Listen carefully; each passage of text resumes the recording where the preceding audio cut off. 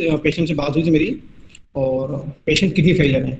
और फर्स्ट में उन्हें कैंसर डायग्नोस हुआ था। कैंसर डायग्नोस होने के बाद में मेडिसिन वगैरह लेते लेते लेते 1 साल के अंदर जब उन्होंने लास्ट टाइम चेक करवाया तो उनका यूरिया और क्रिएटिनिन बढ़ा हुआ आया और उनकी स्थिति बिगड़ती गई। तो पूरी बॉडी में स्वेलिंग वगैरह एडिमा हो रहा है और लगभग लगभग होपलेस केस है एलोपैथी के लिए भी। तो हमारे सीनियर हैं, उनकी माता जी हैं ये, तो हॉस्पिटल में एडमिट हुई। तो 5 दिन से उनको वॉमिटिंग हो रही है, 5-6 दिन से कुछ भी खाना पेट में टिक नहीं रहा है। और उन्होंने मुझे कॉल किया कि सब जगह उन्होंने आसपास के होम्योपैथी भी कॉल किया जो थेरापीटिक करते हैं, जिस प्रकार से सबको उन्होंने कॉल किया और मेडिसिन दी, पर उनसे उनकी वॉमिटिंग बंद नहीं हो रही है। हॉस्पिटल के अंदर भी सारे ड्रग देने के बाद भी वॉमिटिंग नहीं बंद हो रही है। बहुत चैलेंजिंग डॉक्टर के लिए भी, एलोपैथी डॉक्टर के लिए, कि उनकी इवन दिन में 3-3, 4-4 बार उनको ऑन्डोसेट्रॉन, एनसेड, मतलब पेंटाबुजोल लगाए जा रहे हैं, पर बंद ही नहीं हो रही वॉमिटिंग।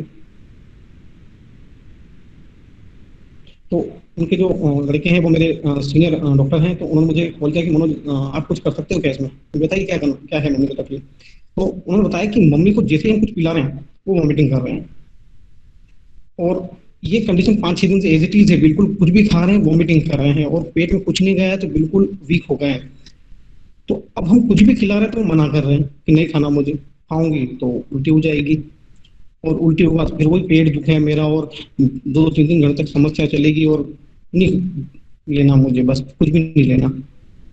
सिर्फ इतना लड़के ने अपनी मम्मी से पूछा, जो ऑब्जर्व किया, और उन्होंने मुझे बताया, और इतने में ही हमने मेडिसिन प्रिस्क्राइब की 200 का सिंगल डोज। और 2 घंटे के बाद उनका कॉल आया कि सर हमने अभी इनको केला और दूध वगैरह दिया है और अभी वॉमिटिंग नहीं की है। मैं ठीक है, आप शाम तक देखिए। और उसी एक डोज के बाद से उनकी वॉमिटिंग बंद हो गई। ऐसे हमारे पास कई इमरजेंसी में कॉल आएंगे कि सर ये ऐसा नहीं हो रहा है, टाइफाइड के पेशेंट है वगैरह है। तो ये रूब्रिक है, ये बहुत काम आएंगे हमारे। तो हम क्रॉनिक के साथ साथ में हमारी एक्यूट इमेज भी अच्छी करेंगे। तो इस केस की रूब्रिक बताएं, फिर हम मेडिसिन डिस्क्लोज करते हैं। बहुत कॉमन रेमेडी है। जनरली ऐसे केसेस में ऐसी मेडिसिन को सोचा नहीं जाता है, और जो रेगुलर साइकिल में डूबे हुए हैं उनके लिए तो ये मेडिसिन बहुत आसान है, बहुत आसान तो यही वाला ये सेंसिटिव टू टच होगा, फिर ये eating refusing to sensitive to touch, एक तो ये होगा सर रूब्रिक।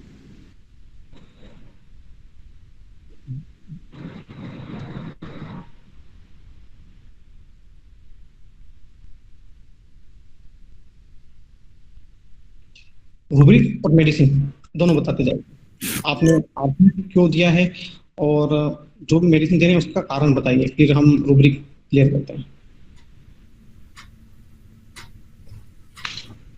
कई ऐसे केसेस आपके पास आएंगे जो प्रेगनेंसी की स्टेज में आते हैं, और उनको जो शुरुआत से जो वॉमिटिंग स्टार्ट होती है, डॉक्टर डॉक्यूमेंट वगैरह देते हैं, बाकी उनकी वॉमिटिंग एंड तक बंद नहीं होती है। हम इतने केसेस क्लियर किए हैं कि, और इतनी कम रूब्रिक वाले, इतने जो कम मेडिसिन के रूब्रिक हैं, 2 या 3 हार्डली रूब्रिक लगने से हमारी इतनी परफेक्ट रेमेडी आती है और वॉमिटिंग बिल्कुल जादू की तरह गायब होती है।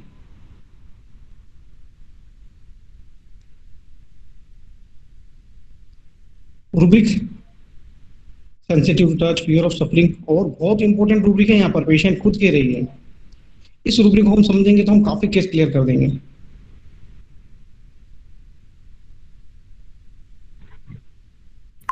फिर से रिपीट करें सर केस को प्लीज। एक 60 इयर्स ओल्ड फीमेल है जो किडनी फेलियर है, और उन्हें एडमिट कराया है क्योंकि उनकी वॉमिटिंग बंद नहीं हो रही है 5-6 दिन से। डॉक्टर्स 5-6 दिन से ट्रीटमेंट भी दे रहे हैं, बाकायदा आईवी सलाइन इंजेक्शन वगैरह सब ट्राई कर लिया, वॉमिटिंग बंद नहीं हो रही है।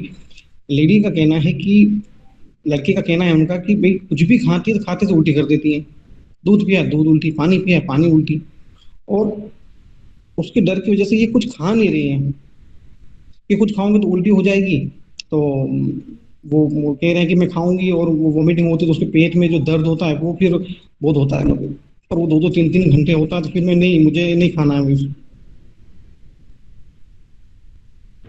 फियर रेकरेंट क्यूप्रमेट, रूब्रिक बताइए आपके क्यूप्रमेट के जो भी आप बता रहे हैं। फियर रेकरेंट और Fear recurrent, sir. मेडिसिन कौन सी आपकी? Medicine, sir, Cupromet.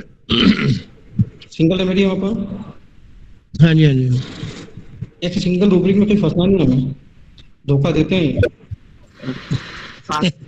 fear vomiting, हमें एक टोटलिटी बनानी है केस की। सिंगल रूब्रिक वहाँ जहाँ फायदेमंद है, जहाँ हम उसको बहुत बार यूज कर चुके हैं और हमारा कॉन्फिडेंस हो वहाँ पर। Sir fear suffering, clear fear दिख रहा है, सफरिंग, बिल्कुल इस फियर ऑफ सफरिंग क्लियर दिख रहा है। Yes sir. And fear audio ले सकते हैं क्या सर, कि वो उससे गुजरना नहीं चाहते? इतना आगे तक जाने की जरूरत नहीं पड़ेगी, अच्छा, ओके। इतना आगे तक जाने की जरूरत पड़ेगी हमें, क्योंकि ये एस्केप कर रही है, उस कंडीशन में जाना नहीं चाह रही, हाँ जी, है ना, एस्केप कर रही है। और हम जो जिस रूब्रिक को सेंटर बना रहे हैं, उस रूब्रिक में वो मेडिसिन भी होनी चाहिए। मेडिसिन का पेशेंट का मेन डर क्या है, वो आप पकड़ लीजिए। आपने अगर इस केस का वाई पकड़ लिया, तो फिर उस वाई से लगते लगते रूब्रिक आप सब जोड़ते जाइए आसपास आसपास, आपका केस सॉल्व हो जाएगा। जी, काफी लोगों ने तो रूब्रिक लिख ही दिए हैं। हम रूब्रिक देखते हैं। सबसे पहला रूब्रिक है, मैक्सिमम डॉक्टर्स लिख चुके हैं यहाँ पे, कि सेंसिटिव टू टच। जैसे ही पानी पेट में गया, दूध पेट में गया और टच हुआ और वोमिटिंग हो गई, ये सेंसिटिव। बहुत बच्चे हमारे पास आकर कहते हैं, उनकी मम्मियां कहती हैं कि डॉक्टर दूध पिलाया और दूध पीते से ही भाग कर देता है, या हमने उनको खाना खिलाया, खाना खिलाते ही भाग कर देता है। तो सबसे पहला रूब्रिक सेंसिटिव टू टच है। सेकेंड रूब्रिक, सेकेंड वो कह रही है कि डॉक्टर मैं कुछ भी खाऊंगी, मैं कुछ भी खाऊंगी तो मुझे उल्टी हो जाएगी। तो डर का है वोमिटिंग का, फियर ऑफ वोमिटिंग, उल्टी होने का डर है, वोमिटिंग होने का डर है। थर्ड रूब्रिक है कि पेशेंट कह रहा है कि सर मैं जैसे ही इसको लूंगी और वोमिटिंग जो होगी, उसके बाद जो मेरे पेट में दर्द होगा, वो उसकी वजह से मुझे नहीं खाना कुछ भी, और वो फिर 2-2 3-3 घंटे चलेगा तो मुझे परेशानी होगी। तो इसके लिए वो एस्केप कर रही है, एस्केप अटेम्प्ट टू, वो उस कंडीशन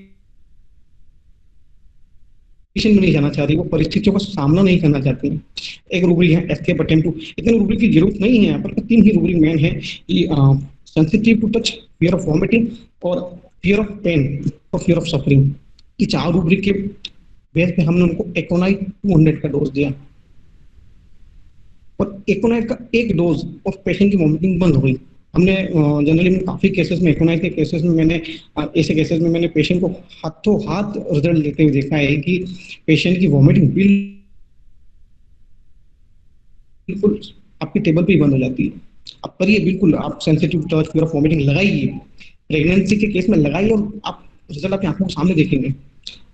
तो ये किडनी फेलियर का केस है। फिर क्योंकि वो होपलेस केस है, तो उन्होंने, उनके घर वालों ने सोचा कि अभी केस हम सर के अंडर में ही देंगे। तो हमने नेक्स्ट मेडिसिन उनको, जब 3 दिन बाद देखा उनकी वॉमिटिंग सेट हो गई थी, तो उसके बाद उनकी स्टेज चेंज हुई और हमने उनको फॉस्फोरस दी, क्योंकि उनका पूरा चेहरा, आईलिड वगैरह सब कंप्लीटली पफी हो रहा है, इडिमा है पूरी बॉडी पे।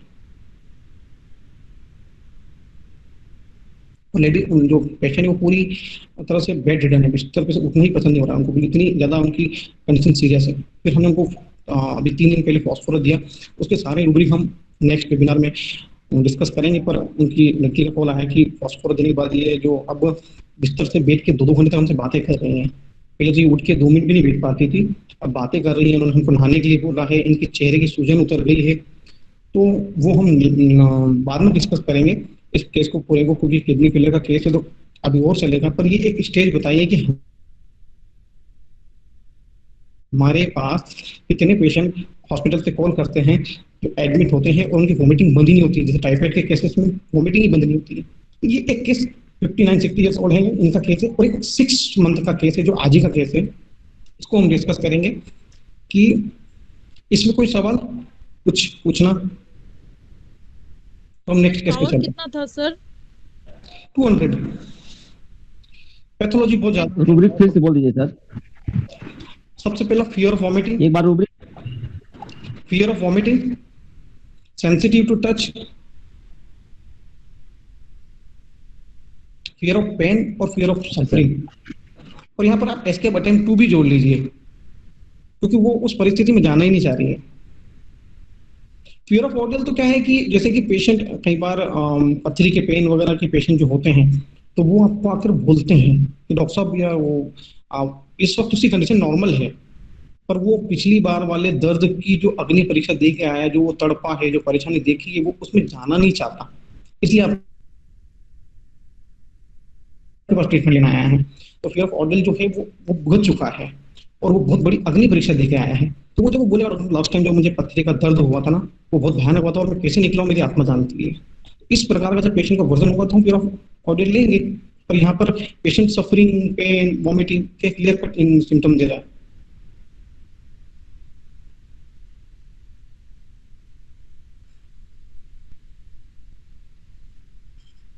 एक्टोनाइट। और देखिए आप सर सिंथेसिस में फियर पेन ऑफ में एकोनाइट है क्या? जी है।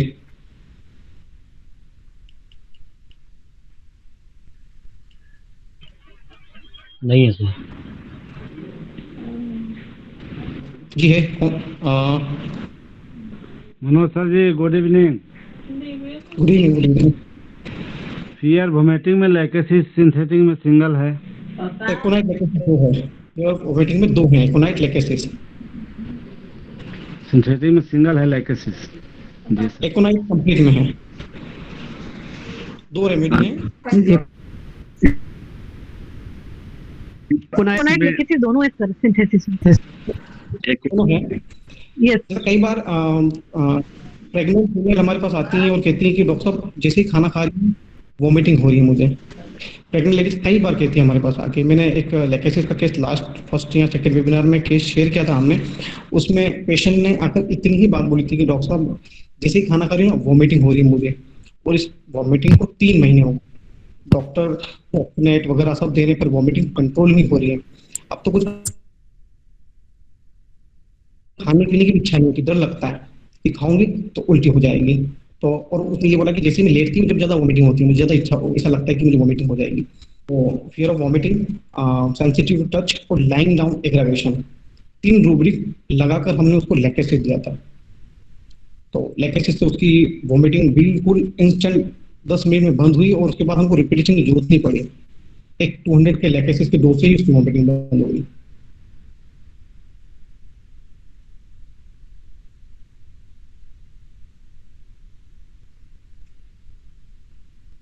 Sir, I have a question, sir. जी Sir, why not you choose the 30 power sir, क्योंकि इतना इधर इतना ज्यादा पैथोलॉजिकल चेंजेस था ना वो किडनी फेलियर का, तो फिर आप 30 नहीं सोचते 200 पे क्यों गए सर? ये थोड़ा सा समझा दीजिए काइंडली।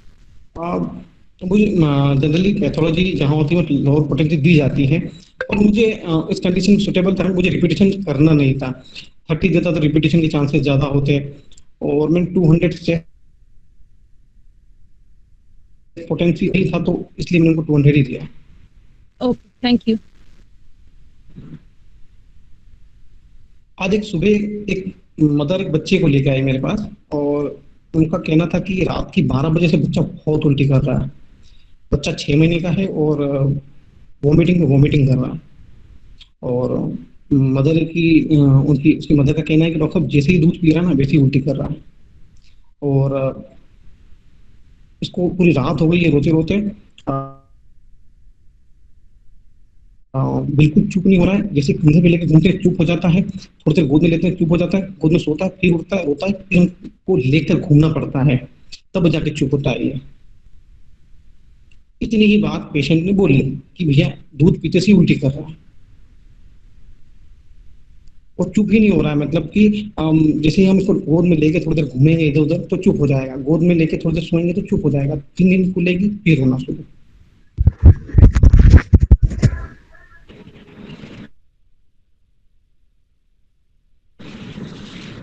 रूब्रिक बताइए, आप रूब्रिक बताते जाइए।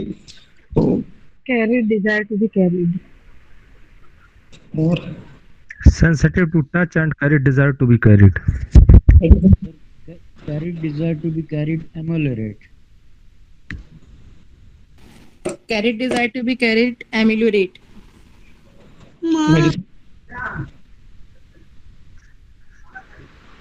हेलो हाँ जी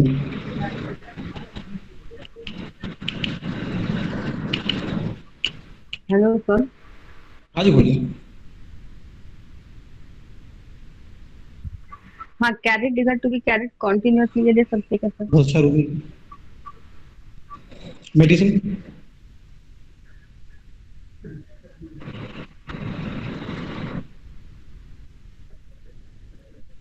सर एंटिमटॉट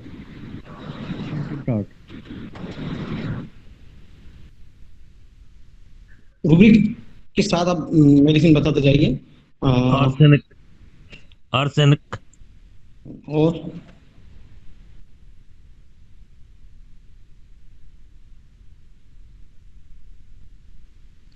जो बोलना था बोल के बताइए, जो लिखना था लिख के बताइए।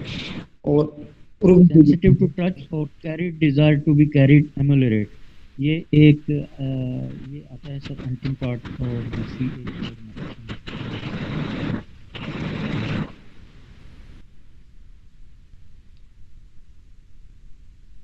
बच्चा चुप नहीं हो रहा है। चुप कैसे हो रहा है? उठाकर घूमने पे, नीचे रखने पे रो रहा है। थोड़ी देर गोद में शांत हो रहा है, गोद में लेटने पे जैसे नींद खुल रही रो रहा है, माँ उसको फिर कंधे पे लेके घूम रही है। बारीक बारीक रूब्रिक है। Quieted can not be only by being arsenic album होगा सर जी। Sir desire to be carried on the shoulder. Single स्टामोनियम।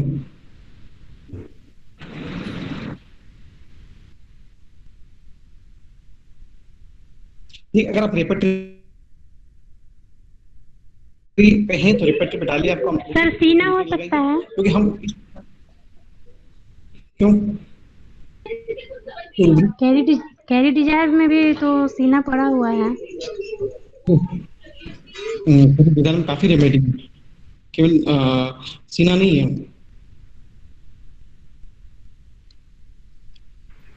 Irritability भी है ना चाइल्ड में?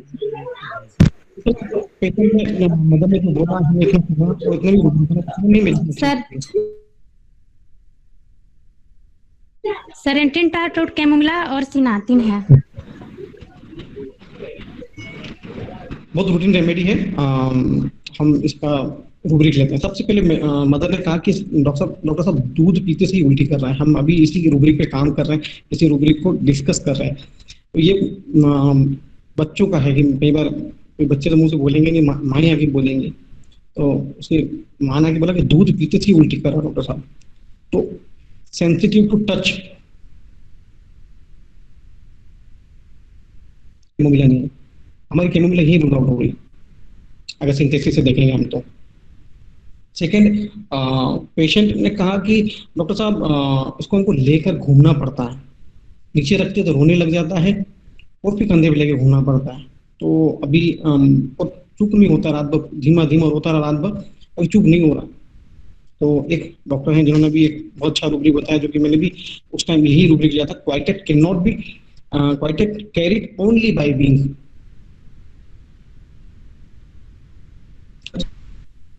जिनको चुप नहीं करा सकता, बाकी कंधे पर लेकर थोड़ी देर के लिए चुप कराया जा सकता जी। Sir please. हेल्ड एमएल बीइंग हेल्ड, गोद में लेने पर सो रहा है, नींद खुल रही है, फिर रो रहा है, फिर कंधे पे लेकर घूमना पड़ रहा है, फिर उसके बाद वो नीचे रखने पर रो रहा है। तो हेल्ड एमलोशन being held carried desire to be quieted can not quieted carried being by only और सेंसिटिव टू टच। अब रेमेडी आपको सबको जानकारी होगी। सीना आर्सेनिक।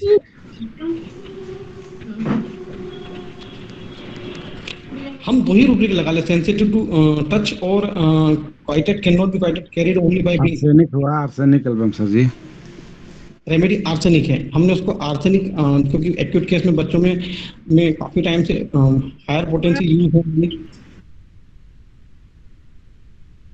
हमने एक ही और उसके बाद मैंने उसकी मदर को दूध पिलाने के लिए बोला कि आप दूध पिला के मुझे बताइए बच्ची क्या कंडीशन है। तो उसकी मदर ने बोला कि फिर उल्टी कर देगा सर ये, तो फिर आपका हॉस्पिटल खराब हो जाएगा।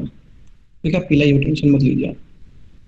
उसके बाद दूध पीने के बाद उस बच्चे ने मेरे यहाँ वॉमिटिंग नहीं की, वो तकरीबन 1 घंटे मैंने उसको यहाँ बिठाया, उसके बाद शाम को फॉलोअप देना है डॉक्टर साहब, दवाई देने के बाद में एक बार भी वोमिटिंग नहीं हुई है।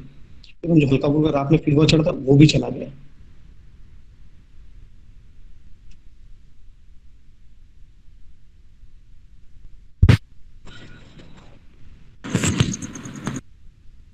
तो यहाँ पर मेन जो रूब्रिक है कि वो बच्चा नीचे रखने पर रो रहा है, कंधे लेने पे चुप है। तो quieted can not be quieted carried only by being. सिर्फ कंधे पे लेकर घूमने पर वो चुप हो रहा है, वो थोड़ी देर के लिए, और फिर गोद में भी लेने पर चुप हो रहा है थोड़ी देर के लिए। हेड हमेल है, quieted can not be quieted है being by only. Sensitive touch तो उसकी मदर ने आते से ही बोला, तो वो रूब्रिक तो बहुत प्रोमिनेंट था, तो हमने केस क्लियर हो गया।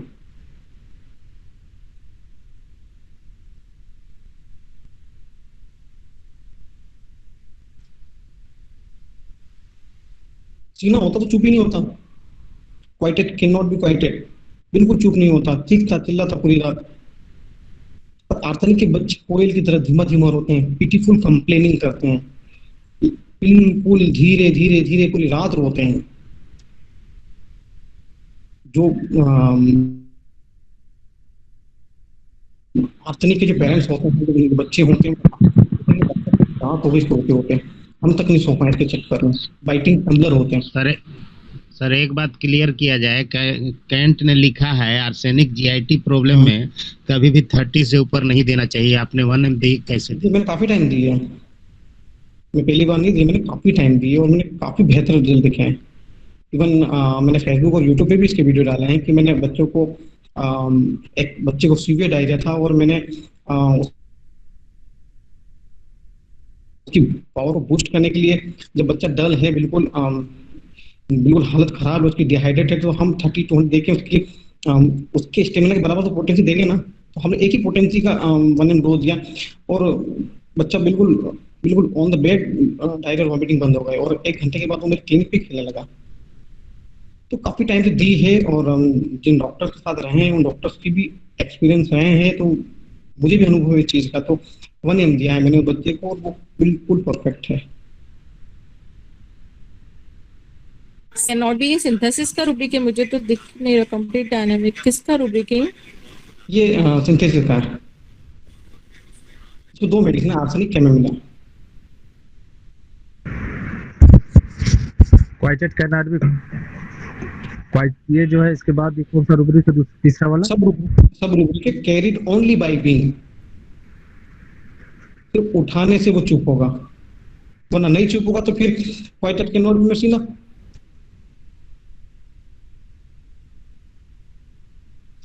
वहां पर भी है आर्सेनिक कैमोमिला, पर वो स्टेज थी नहीं यहाँ पर कि बच्चा चुप नहीं हो, पर बच्चे गोद में लेने पर चुप हो रहा था।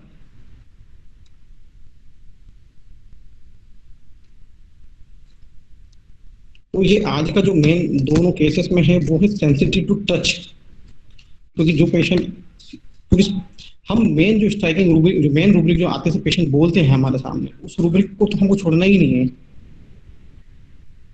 और उसके साथ हमको जो पेशेंट बाकी रूब्रिक दे रहे हैं उस रूब्रिक के साथ जोड़ के जो मेडिसिन सेंटर देखना है। सर एब्सेस वगैरह के केस में भी बहुत सारे लोग नहीं छूने देना चाहते हैं, तो क्या उसमें भी हम सेंसिटिव टू टच ले लेंगे? सेंसिटिव टच दोनों जगह हो सकता है। कई जगह पेशेंट कहते हैं, जैसे कि इस पेशेंट ने भी मुझे बोला है, जिस पेशेंट को हमने भी देखा है ना,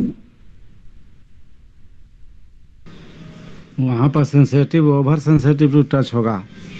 अभी जिस पेशेंट को हमने भी देखा ना,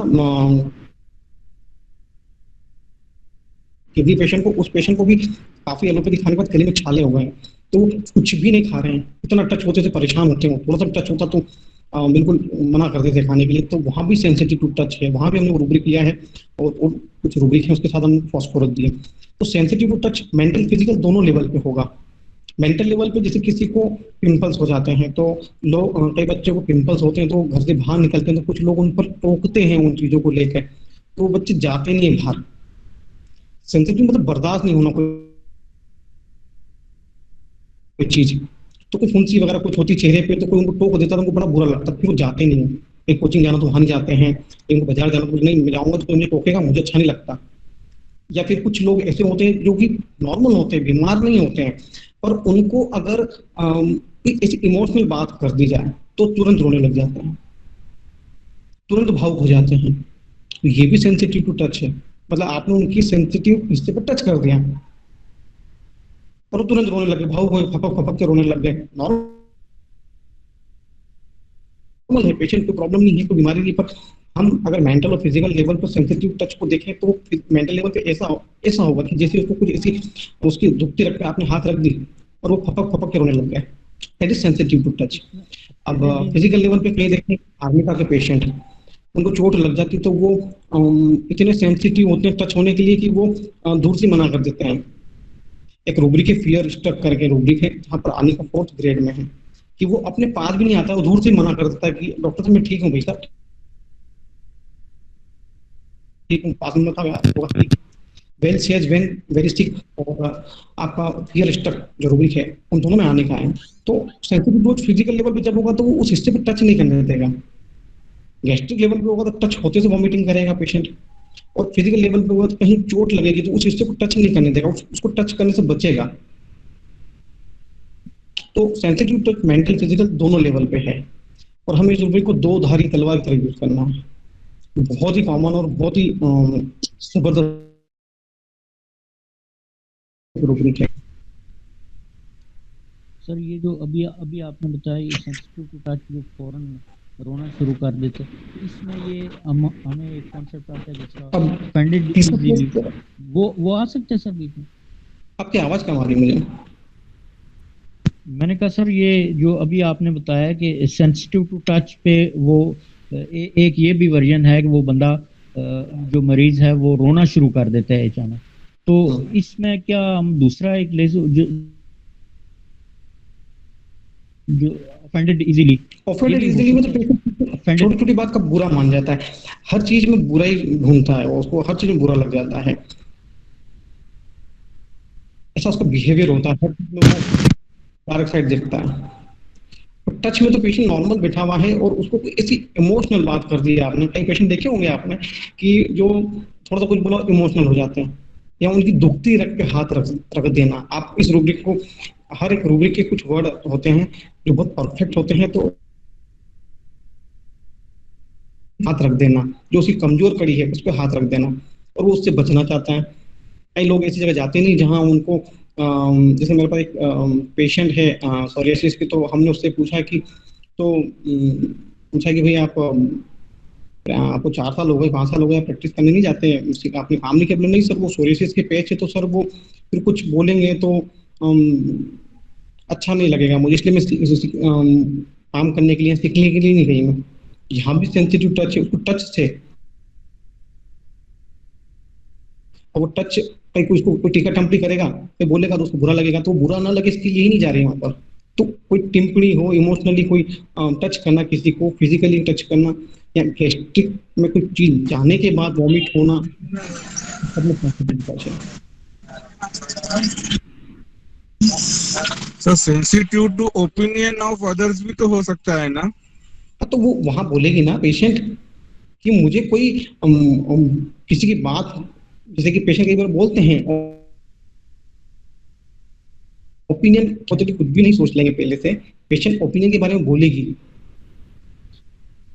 डॉक्टर साहब लोग बोलते हैं करते हैं तो मुझे अच्छा नहीं लगता फिर कि मुझे प्रॉब्लम हो रही है और मेरे इसके ऊपर कुछ बोलेंगे करेंगे, मुझे ज्ञान देंगे तो मुझे अच्छा नहीं लगेगा। तो ओपिनियन का वो बाकायदा वो हमारे सामने उस बात बोलेगी, पर हर एक केस का एक सेंटर होता है, बहुत से रूब्रिक मैच करते हैं एक दूसरों के से, पर जो केस का सेंटर होगा उससे मिलते जुलते रूब्रिक से ही पूरा केस निकलेगा। अब ऐसे तो सेंसिटिव टू ओपिनियन अदर है, फियर ऑफ ओपिनियन अदर है, fear of observe her condition है, बहुत है, पर पेशेंट किस चीज पे जोर दे रहा है हमारे केस में उस पर हम ध्यान देंगे। ओपिनियन में उसको सलाह बुरी लगेगी।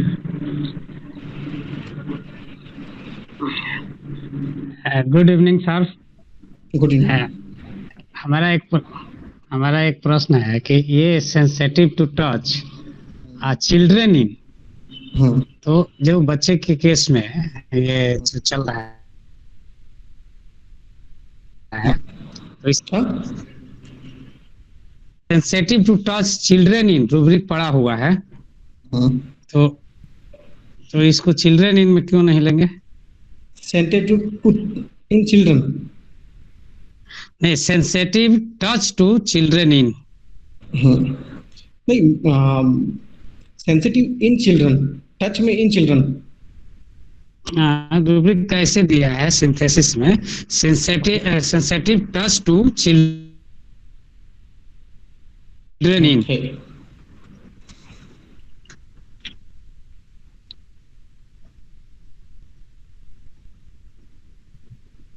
नहीं लिया मैंने, क्योंकि पेशेंट ने डायरेक्ट वॉमिटिंग का बोला, मैंने डायरेक्ट वॉमिटिंग का रूब्रिक लिया। पेशेंट ने डायरेक्ट सेंसिटिव टच का बोला, जैसे ही पी तो वॉमिटिंग कर रहा। अभी तक मैंने इस इन चिल्ड्रन वाले रूब्रिक को यूज भी नहीं किया है।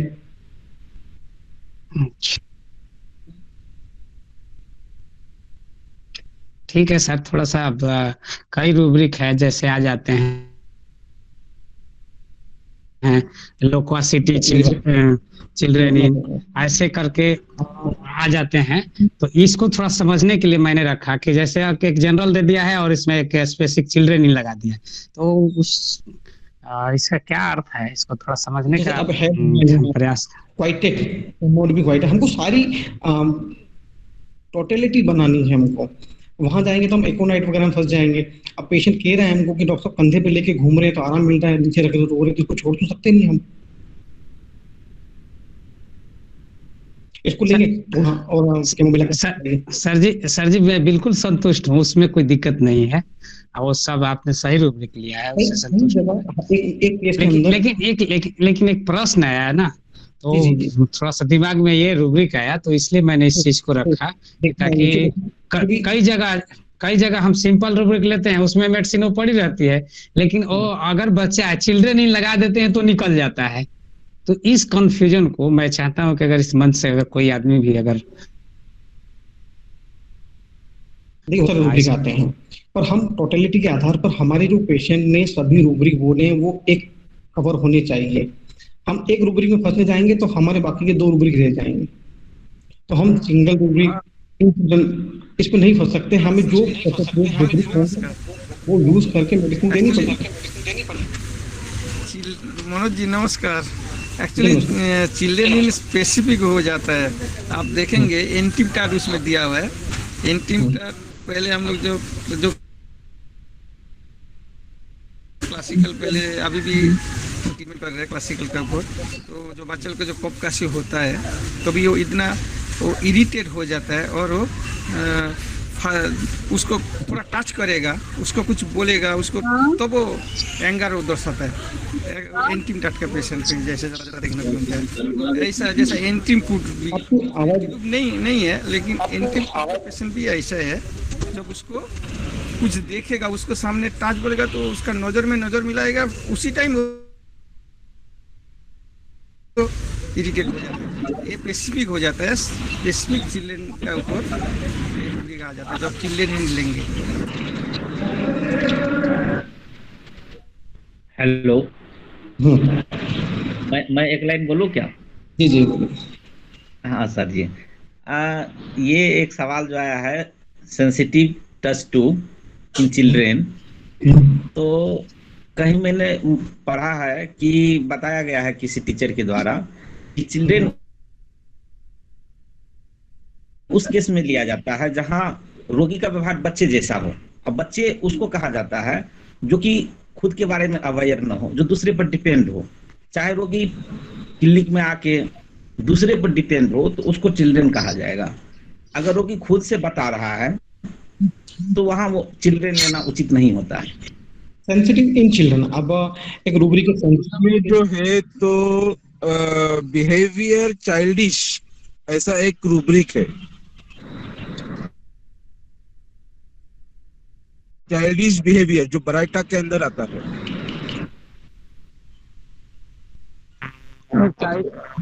हम कई जगह हमारे पास कई ऐसे पेशेंट आते हैं, लेकिन उसका बिहेव चाइल्ड का माफिक होता है, उसको बोलते हैं चाइल्डिश बिहेवियर। जैसा पेशेंट बड़ा पेशेंट है, 20-25 साल की 30 साल का पेशेंट चेम्बर में आया, लेकिन वो आके बच्चे का माफिक हंस रहे। जैसे हस्बैंड वाइफ आया, दोनों आके हंस रहे, दोनों बात कर रहे, जैसे बच्चा के चेम्बर में आके हंस डायरेक्टली स्माइलिंग फुलिश ले सकते हैं ना, चाइल्डिश बिहेवियर लेते हैं। नहीं डायरेक्टली उसमें स्माइलिंग फुलिश बिहेवियर चाइल्डिश ये रूब्रिक ले सकते हैं। सर बात हुआ था पहले, मनोज सर 1 घंटा बात करेंगे, बाद में हम लोग क्वेश्चन पुट अप करेंगे है प्लीज। तो उसमें क्या होगा ना, ज्यादा सीख पाएंगे हम लोग। हाँ प्लीज थोड़ा सा ये रखिए, नोट करके रखिए सर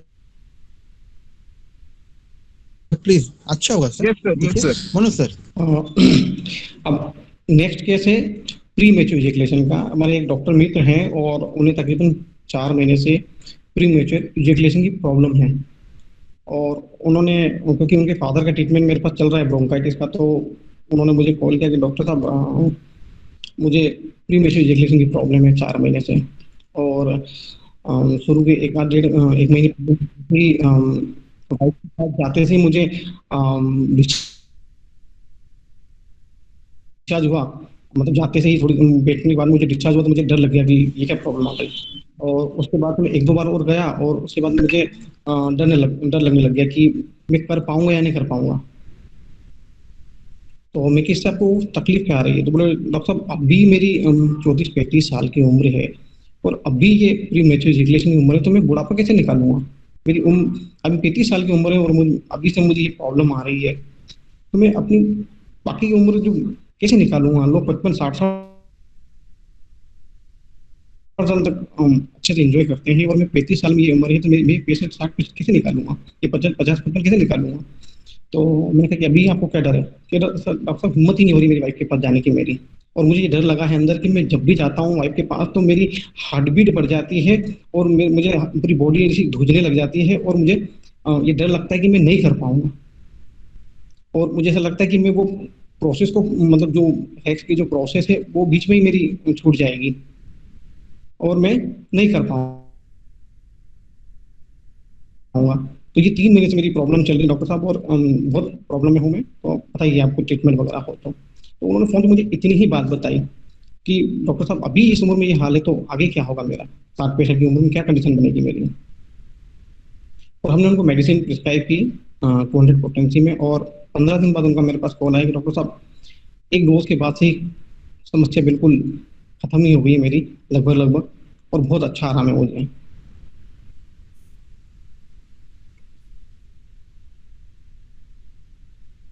तो इसमें सर ये कि what would become of me, ये किस तरह का सर। जी आज इसको अच्छे से समझेंगे हम 2 रूब्रिक है इसमें। एक ही रूब्रिक बहुत महत्वपूर्ण रूब्रिक है, और पेशेंट बहुत फ्रिक्वेंटली हमारे पास बोलते हैं आकर इस मेडिसिन का।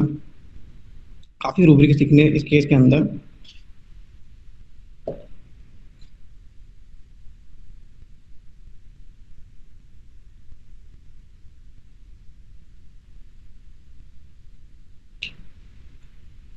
पेशेंट की हिम्मत नहीं हो रही है वाइफ के पास जाने की, क्योंकि डर लग रहा है कि इजैकुलेशन बीच में ही हो जाएगा, पूरा जो प्रोसेस है वो पार नहीं कर पाएगा। अंदर बहुत ज्यादा घबराहट है, बिल्कुल जब जैसे पास में जाता है तो बिल्कुल उसकी हार्ट बीट बढ़ जाती है, और बॉडी पूरी धुजने लग जाती है। फियर फेल्योर ऑप्शन बनाइए रूब्रिक, और फिर हम इसका केस को anxiety future about anxiety fear with और लाइट डिजायर।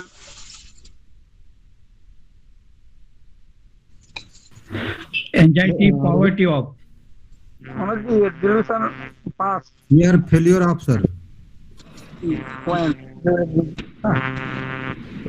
वैसे दिन के फियर फेल्योर ऑफ। हाँ, कितने के साथ हमारे पास जो इतने घबराए होते हैं कि डॉक्टर साहब मैं कर नहीं पाऊंगा, डॉक्टर साहब मेरा बीच में ही डिस्चार्ज हो जाएगा, मैं पूरा संतुष्ट नहीं कर पाऊंगा अपनी वाइफ को।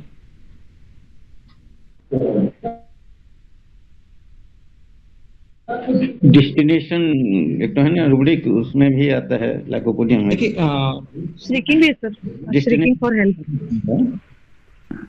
श्रीकिंग फॉर हेल्प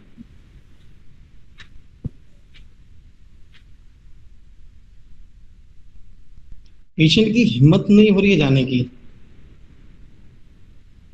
पास में जाने की। शुरू के कुछ डिस्चार्जेस होने के बाद में पेशेंट जा ही नहीं पा रहा, डर लग रहा है कि जाऊंगा तो रास्ते में फेल हो जाऊंगा। मैं पूरा सेटिस्फाइड मेरी वाइफ को नहीं कर पाऊंगा। confidence, want of self confidence, fear destination, unable to reach, type कीजिए आप बेहतर बिल्कुल, और मेडिसिन बताइए। किया है सर।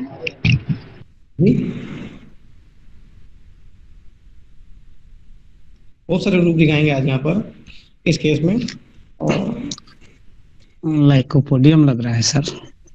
रूब्रिक बताइए आप। delusion body वही fear form some part of opium लग रहा है।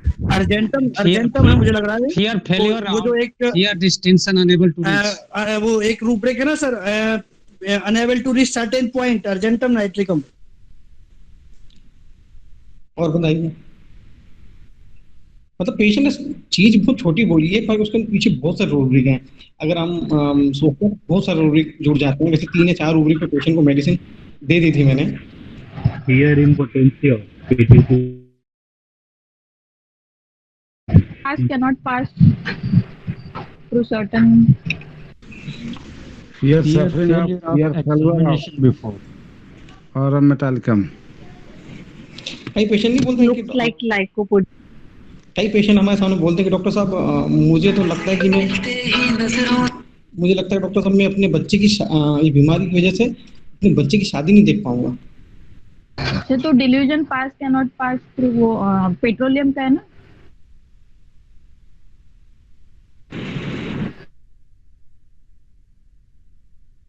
ये वही रूब्रिक होगा, delusion can not pass certain point. सबसे पहले पेशेंट में हम और रूब्रिक भी इस पर सर्च करेंगे।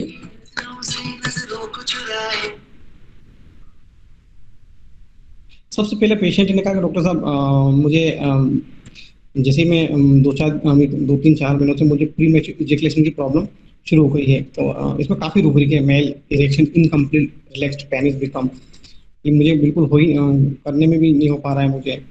और फियर सेल्फ कंट्रोल लूजिंग, उसके डर है कि मेरा खुद का जो सेल्फ कंट्रोल है वो लूज हो जाएगा, मैं नहीं कर पाऊंगा। और फियर ऑफ फेलियर, उसको फेल होने का डर है, उसको फेल होने का डर है। और एक रूब्रिक है फियर क्रॉसिंग ब्रिज और प्लेस। एक जो ब्रिज होता है ना, ब्रिज, तो पेशेंट को डर होता है कि मैं उस ब्रिज को क्रॉस नहीं कर पाऊंगा। तो डॉक्टर साहब मैं मेरी वाइफ को संतुष्ट नहीं कर पाऊंगा, मैं उस चरम सुख तक नहीं पहुंच पाऊंगा। तो fear of bridge, crossing bridge. और एक और है फियर ब्रिज ऑफ, जिसमें 2 रेमेडी है कि वो उस ब्रिज को क्रॉस नहीं कर पाएगा, इसलिए डर के वो एक्शन लेके जा नहीं रहा है। और कॉन्फिडेंस वांट ऑफ सेल्फ तो है ही सही, क्योंकि उसमें अब इतनी हिम्मत नहीं है, इतनी कॉन्फिडेंस नहीं है, तो वो जा नहीं रहा है।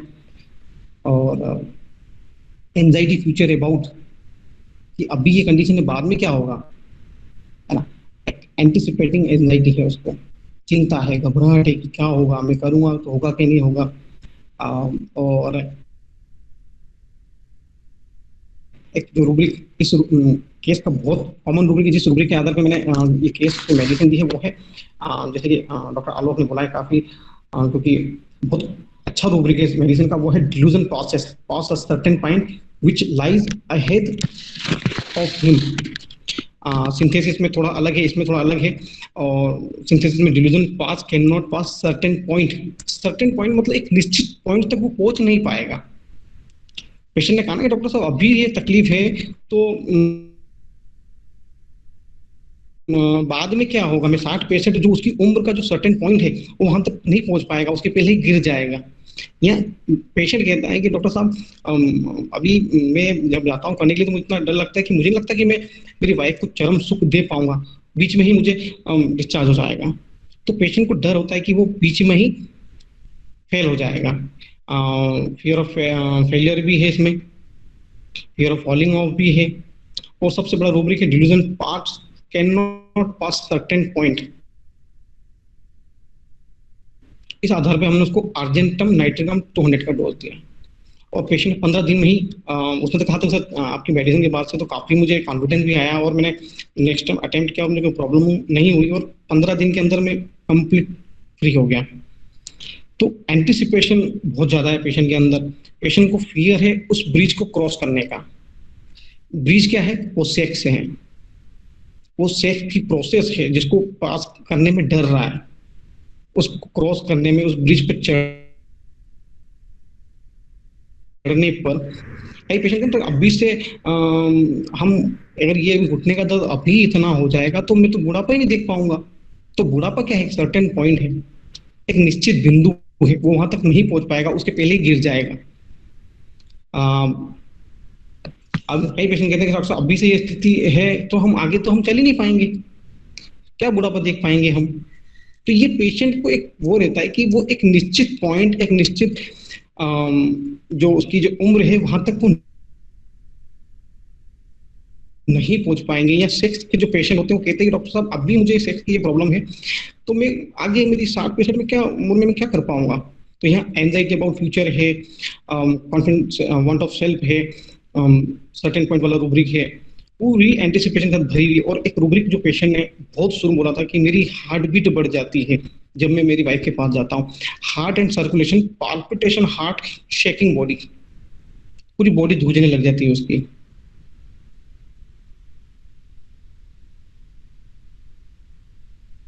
तो इसमें कितने काफी रूब्रिक हैं एंटिसिपेशन के साथ में, और फियर ऑफ फॉलिंग के साथ में, fear of losing self control के साथ में।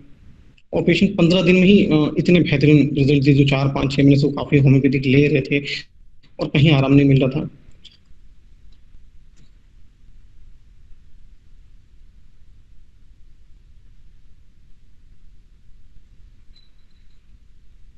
बताइए। हेलो सर, एक रूब्रिक है fear of being unable to reach destination. यहाँ पर जो डेस्टिनेशन है सर, यहाँ पे ऐसे लग रहा है सर, थोड़ा दूसरा बताइए। पेशेंट आपकी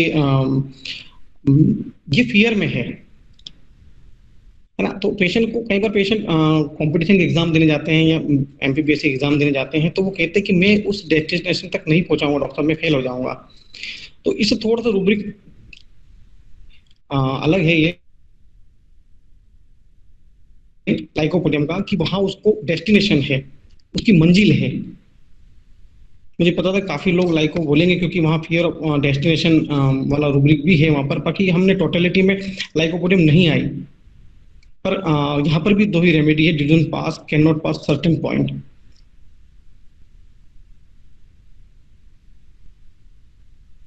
आप अगर 4 रूब्रिक को निकालेंगे इसमें से तो यहाँ कहीं से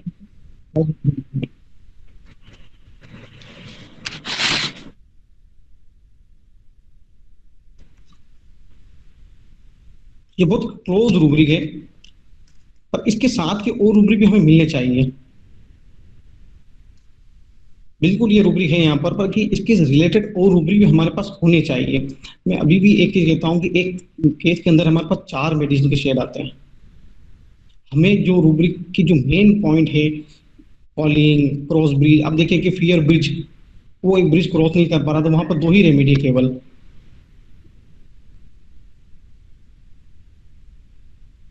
आप जब नाइट्रिकम सिंगल है एक जो है रेमेडी, वो अनकॉमन रेमेडी है। तो हमें ऐसे रूब्रिक लेने पड़ेंगे जिसमें कम मेडिसिन है और बिल्कुल केस से जुड़े हुए रूब्रिक हो। सिर्फ हम एक रूब्रिक फियर डेस्टिनेशन को लेकर लाइकोपोडियम नहीं दे सकते। हमारे पास एंटिसिपेशन है, फियर लूजिंग है, कॉन्फिडेंस, वांट ऑफ सेल है, सेल्फ है, काफी रूब्रिक है इस केस के अंदर। तो उसके आधार पर हमने उसको इकोनाइट दिया। एक delusion, imagination fail, everything fail वाला रूब्रिक है।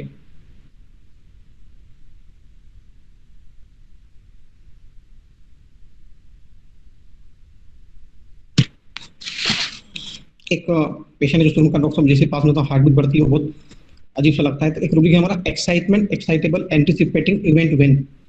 कोई एक्साइटमेंट वाले जो इवेंट होते हैं वहां पर इनकी एक्साइटमेंट जो होती है वो बहुत ज्यादा बढ़ जाती है।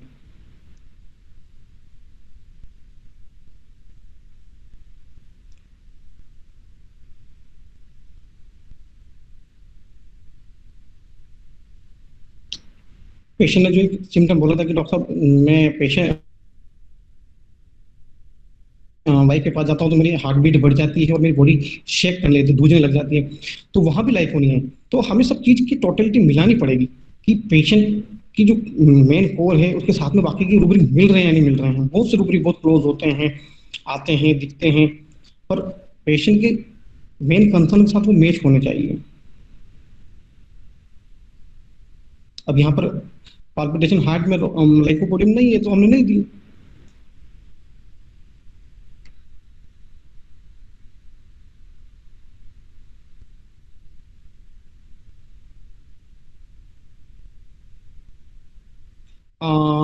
पार्ट के अंदर रेमेडी काली ब्रोम है, एक आर्जेंटम नाइट्रिकम है और सेकंड रेमेडी काली ब्रोम है। इसमें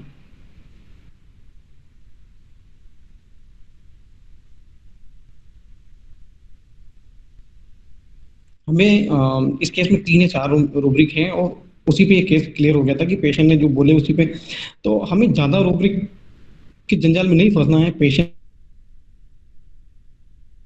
का कंसर्न और बहुत ज्यादा जिस चीज पे जोर दे रहा है, प्रीडोमिनेंट है, जो उस पर हावी है अभी, उस रूब्रिक और प्रेजेंट कंप्लेंट को मैच कीजिए। आप मेडिसिन दी है, आप बहुत अच्छी वर्क करेगी। और हमने अभी तक जो पेशेंट का वर्जन है उसी पे मेडिसिन दी है अभी तक हमने। ज्यादा कई पेशेंट को तो हम इतना ज्यादा पूछते भी नहीं क्योंकि वो ऑलरेडी आते से ही पहली बार में इतना बोल देते हैं और केस की मेडिसिन निकल जाती है।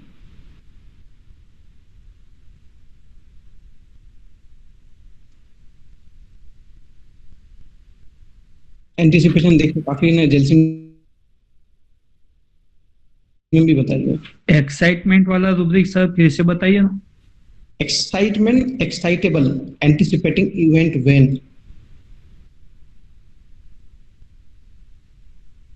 कई न्यू कपल्स होते हैं ना जो जिनको बहुत एक्साइटमेंट होती है और वहां उनको एंटीसिपेशन बहुत होता है, बहुत एक्साइट होते हैं। एक लगता है मैंने इसमें ऐड किया है, मैंने यहाँ लिया नहीं है।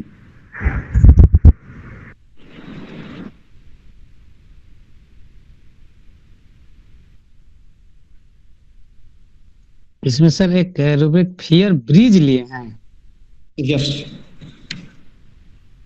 सर, ये किस रिपोर्ट से लिए? सिंथेसिस में तो नहीं मिल रहा है। कंप्लीट के लिए 2 रेमेडी है, एक आर्टिफिशियल है और सेकंड बनी सी रेयर है। एक और कौन सा रूब्रिक लिए थे इसमें टाइम वाला?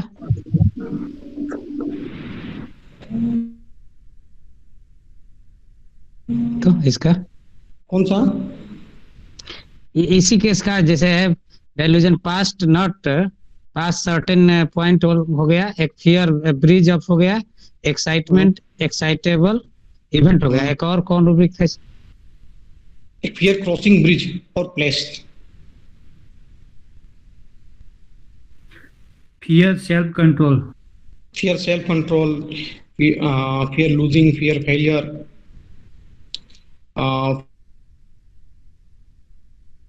Fear crossing bridge.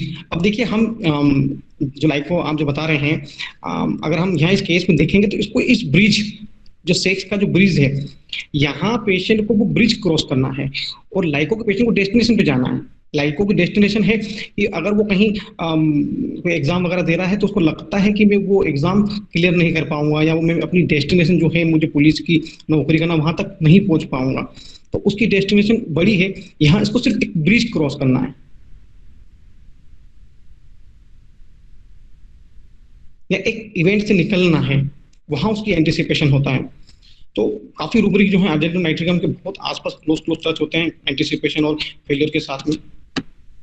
तो डिल्यूजन फेल एवरीथिंग विल क्यों लिया है? नहीं, मैंने लिया नहीं है, मैंने इसके साथ में जोड़ा है इस केस में ताकि हम इसको डिस्कस कर लें। मेरे सिर्फ 4 रूब्रिक हैं, एक सर्टेन पॉइंट वाला, कॉन्फिडेंस वांट वाला और फियर ब्रिज। ये तो हमने एक ऐड किए हैं ताकि हम इसको डिस्कस कर सकें।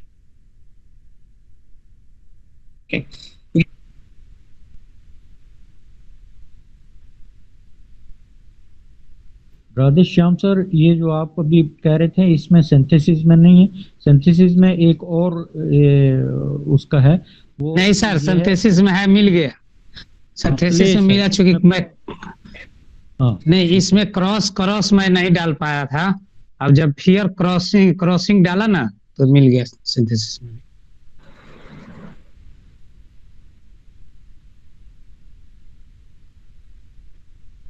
बहुत अच्छा।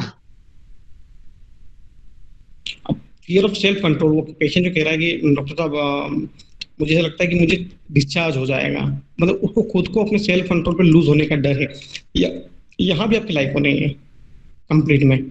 तो जो रूब्रिक हमें बहुत अप्रोप्रिएट लगे हैं कि भाई इस केस में जान है और सब मेन कंसर्न के साथ मैच हो रहे हैं। पेशेंट वाई है, जो कहते हैं ना, हम कई बार ढूंढते हैं कि पेशेंट ऐसा कर क्यों रहा है, इतना डर क्यों रहा है, इतना एंटिसिपेशन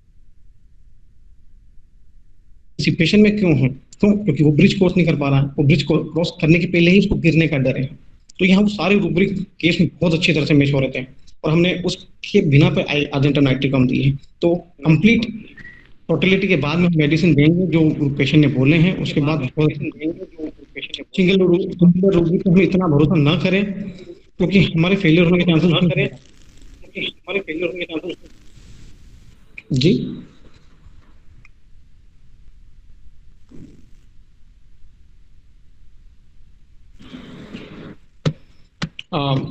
नेक्स्ट कैसे एक्यूट केस जी बोलिए। नेक्स्ट कैसे एक्यूट केस तो जैसे आपने ये रूब्रिक लिया है, ये अगर कोई डॉक्टर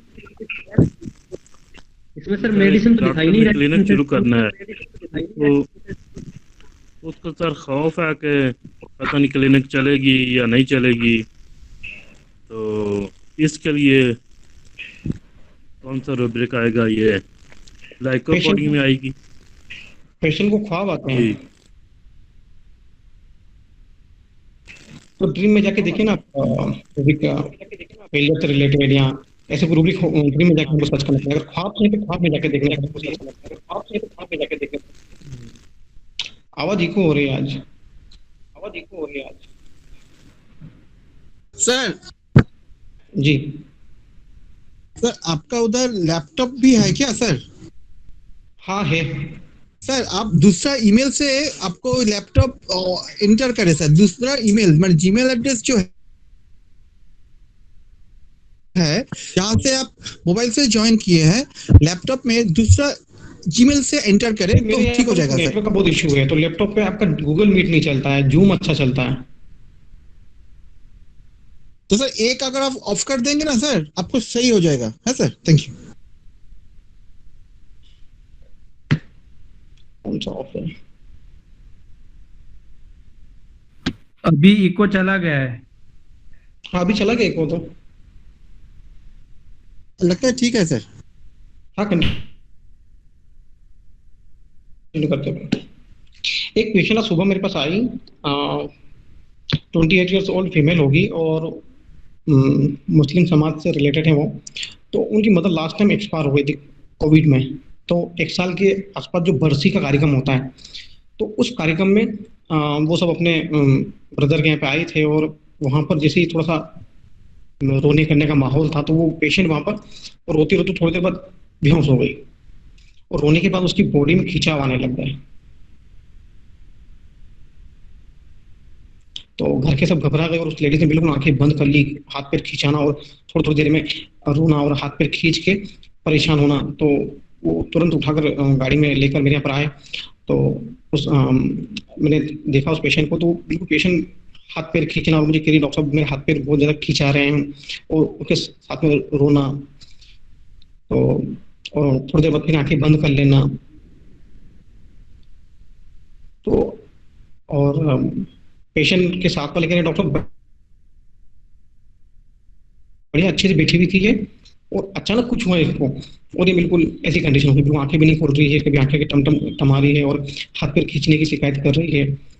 और हमने यहाँ पर उस पेशेंट को सिर्फ 200 का एक डोज दिया और विद इन 10 मिनट पेशेंट बिल्कुल नॉर्मल। हम लास्ट टाइम इस केस को अच्छे से डिस्कस किए हैं और कई जगह हमारे पास ऐसे केसेस आते हैं।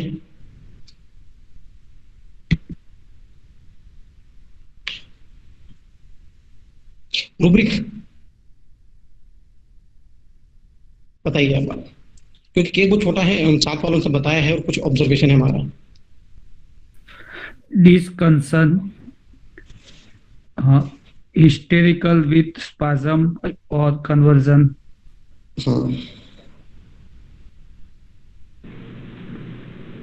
Element from mental shock from surgery. Element from death of loved ones parents. सबसे प्रोमिनेंट रूब्रिक,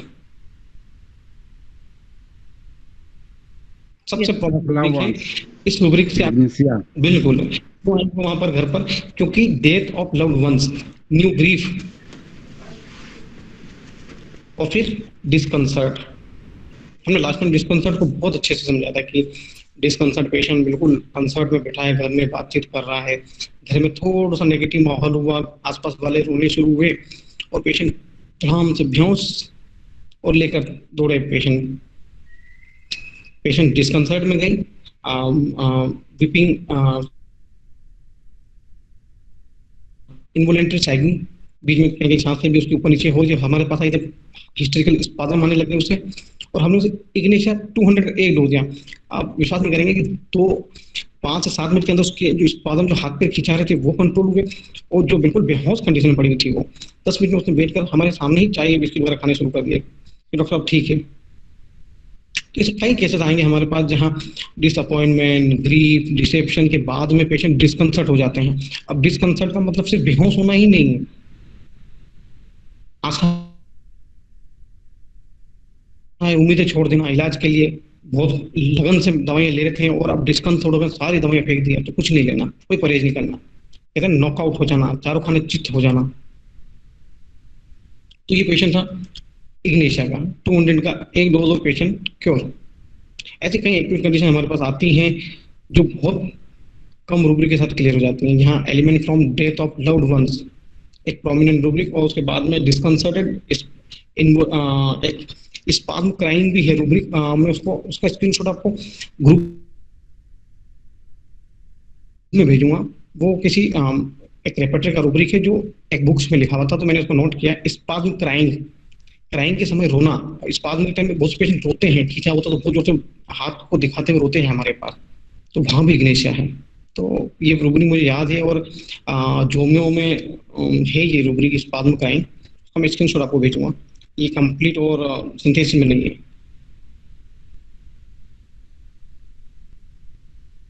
सर इस रूब्रिक को दोबारा एक्सप्लेन करें, क्राइंग स्पैज्म।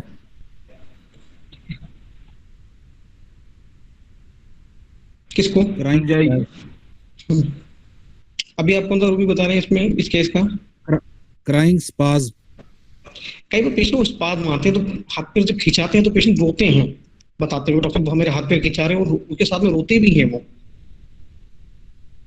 ठीक है। हाथ खिंचाते खिंचाते उनकी नसें खिंचा रही हैं, हाथ खिंचा रही हैं, और वो बड़े रोते हैं हमारे सामने। तो ये वो रूब्रिक है स्पाज्म क्राइंग, जो यहाँ आज हमने इसमें लगाया था। पेशेंट स्पाज्म के साथ में हाथ पैर खिंचाने की वजह से डर की वजह से रो भी रही थी कि मेरे हाथ पैर खिंचा रहे हैं, और थोड़ी देर के लिए वापस बेहोश हो जाती, आंखें टिमटिमाती और इग्नेशिया दिया और सही हो गई।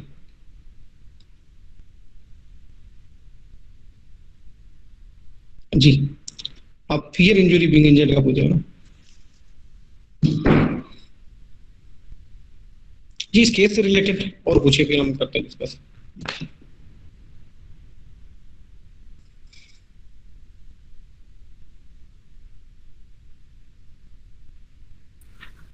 हेलो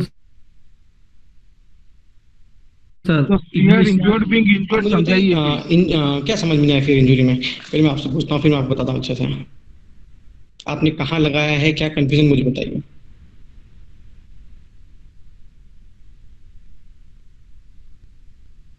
इंजरी क्या है? एक नुकसान है, हार्म है, डैमेज है। तो कई पेशेंट कहते हैं डॉक्टर साहब ये गोली लंबे समय तक खाऊंगा तो कहीं मेरी किडनी तो खराब नहीं कर देगी, कहीं मेरा लीवर तो खराब नहीं कर देगी। जहां पेशेंट को नुकसान का डर हो, डैमेज का डर हो, हार्म का डर हो, और उसके बाद वो एक्शन लेता है, तो यह फियर इंजरी बीइंग इंजर्ड, उसको हार्म होने का डर है, नुकसान होने का डर है। बीइंग में ना होने का डर है, हो जाने का डर है। ये पेशेंट बीपी की गोलियां कंटिन्यू नहीं खाते हैं, बोले डॉक्टर साहब लगातार खाऊंगा तो कहीं मेरी किडनी तो खराब नहीं हो जाएगी, कहीं मेरा लीवर तो डैमेज नहीं हो जाएगा। तो इंजरी में डैमेज है। जैसे कोई पेशेंट आता है बोलता है तो मेरी किडनी खराब हो जाएंगी, तो ये हम मैरिज के इसमें नहीं ले सकते क्या? फिर मैरिज बीइंग कुछ ऐसा एक रूब्रिक है। Fear marriage going to be married, ये रूब्रिक ना? हाँ, डेल्यूजन। मैरिज फॉर वो तो आदत के हो जाएगा, अरेस्टेड में चला जाएगा। डिल्यूजन मैरिज तो पेशेंट, डिल्यूजन मैरिज में सिंगल इग्निशन है ना, तो पेशेंट कई बार कहते हैं ना डॉक्टर साहब अब आदत से हो गई है, पेशेंट की शादी हो चुकी है, इग्निशन की पेशेंट की ऑलरेडी शादी हो चुकी है, हंस के रो के मुस्कुरा के उसको झेलना ही है तकलीफ को, उसके पास कोई ऑप्शन नहीं है। पर delusion marriage is going to be married में पेशेंट को ऐसा लगता है कि अगर ये गोलियां चली तो बाद में मुझे कोई नई समस्या पैदा कर देंगी, जिसे शादी होती है तो कैसे बाद में एक बच्चा होता है, तो हायोसाइनस के पेशेंट डरते हैं कि अगर मैं ये गोली कंटिन्यू खाऊंगा तो ये बाद में एक नई बीमारी, एक नया बच्चा पैदा कर देगी, जिसको वो डरता है। Okay sir. सर मेरे पास एक यूट्राइन फाइब्रॉइड की पेशेंट है, उसको उसने उस टाइम माइंड मेथड से इतना केस नहीं लेते थे, लेकिन मुझे इतना याद है कि मैंने बोला क्यों नहीं करवाना ऑपरेशन, तो उसने कहा कि नहीं मैम मुझे ऑपरेशन से बहुत डर लगता है कि मैम कोई दिक्कत तो नहीं है ना, कोई दिक्कत तो नहीं है ना। मैंने तुम इतना क्यों डर करी? नहीं मैम मुझे इंजेक्शन से भी बहुत डर लगता है, मुझे ऑपरेशन से भी बहुत डर लगता है, हर छोटी छोटी चीज में वरीड हो जाती। तो अब प्रॉब्लम ये, उसको तो इतनी सारी चीजों से डर है, तो आप इसको टोटली पूरा लोगे फेयर इंजर्ड ऑफ बीइंग, कि आप सेपरेटली लेंगे कि फेयर ऑपरेशन ऑफ बीइंग और ऑपरेशन का और फेयर निडल ऑफ, इस तरीके से? Same thing I want to ask. हमको जैसे आज एक पेशेंट मेरे पास सुबह ही कॉल आया, डॉक्टर है हमारे, और उनको रात में यूरिन रुक गया, तो सुबह उन्होंने ऑलरेडी वो हर्निया का ऑपरेशन करा चुके हैं, एक बार प्रोस्टेट के लिए कुछ ऑपरेशन वगैरह करवा चुके हैं, और अब वो कह रहे हैं कि डॉक्टर साहब मुझे अब ट्रीटमेंट लेना है, मुझे अब ऑपरेशन नहीं करवाना है। मैंने क्यों? तो डॉक्टर साहब ऑपरेशन कराऊंगा तो कहीं इससे इसके बाद मेरी किडनी वगैरह तो खराब नहीं हो जाएगी, कहीं मुझे वो कोई नुकसान तो नहीं हो जाएगा। तो पेशेंट, जैसे आपके केस में पेशेंट ने आपने पूछा, तो पेशेंट को ऑपरेशन क्यों नहीं करवाना है? वैसे इस इंजेक्शन की तो उसने बहुत क्लियरली बोल दिया कि उसको fear of pain, fear of injection, fear of injury डर है, पर ऑपरेशन क्यों नहीं कराना चाहती? तो कहेगी ना कि ऑपरेशन कराऊंगे तो डॉक्टर साहब और कुछ हो जाएगा, और कोई नुकसान हो जाएगा। तो जहां पेशेंट का वर्जन नुकसान पर हो, डैमेज पे हो, हार्म पे हो, तो वहां उस रूब्रिक को लेंगे। के पास ऑलरेडी हमारे पास काफी रूब्रिक है, फियर पिन है, इंजेक्शन है, पर फियर इंजरी के लिए पेशेंट खुद कहेगा डॉक्टर ऑपरेशन करा लूंगा, बाद में कुछ नुकसान हो जाए तो उसको ऑपरेशन इसलिए नहीं कराना है सर, ऑपरेशन इसलिए नहीं कराना है कि अगर मैंने अभी एक बेबी हुआ है और अगर जब यूट्रस निकाल लिया, अपकमिंग कभी मुझे बेबी प्लान करना हुआ, अभी एज क्या है, अभी इतनी जल्दी अगर यूट्रस निकलवा लिया होगा कैसे चलेगा? इट इज ऑब्वियस है रीजन। तो यहाँ पे थोड़ा सा, तो सर यहाँ पे ऑब्जेक्टिव रीजनेबल नहीं ले सकते क्या? ऑब्जेक्टिव रीजनेबल ले सकते हैं, पर जैसे कि पेशेंट अगर ये कहे कि डॉक्टर साहब अगर मैंने अभी बच्चेदानी निकलवा ली तो फिर मुझे कैसे बच्चा होगा?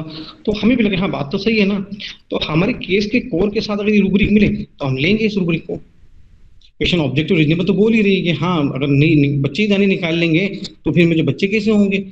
तो ये ऐसी चीज है कि हम भी हाँ मन में हाँ करेंगे, हाँ बात तो सही है भैया, बच्चेदानी नहीं होंगे तो बच्चे कैसे होंगे? तो ये ऑब्जेक्टिव रीजनेबल है। एंजाइटी फ्यूचर भी आएगा ना सर? भविष्य में मेरा क्या होगा अगर आज ही मुझे अगर ऑपरेशन कर देंगे और मेरे बच्चे अगर मेरा ऑपरेशन कर दिया तो फिर मेरा भविष्य में क्या होगा, ये उसका कंसर्न हो तो लेंगे, नहीं बोलेंगे तो नहीं लेंगे। रोहित सर जब एक या दो से ज्यादा फियर आ जाए तो फियर ले सकते हैं? वर्धन बताइए पेशेंट का। आप पेशेंट आपके नहीं, सामने क्या जैसे मैम ने बताया कि उसको ऑपरेशन का डर है, उसको एक से ज्यादा किस्म के फियर है या कोई छोटी छोटी बातों पे खौफ है, तो वहाँ क्या हम ये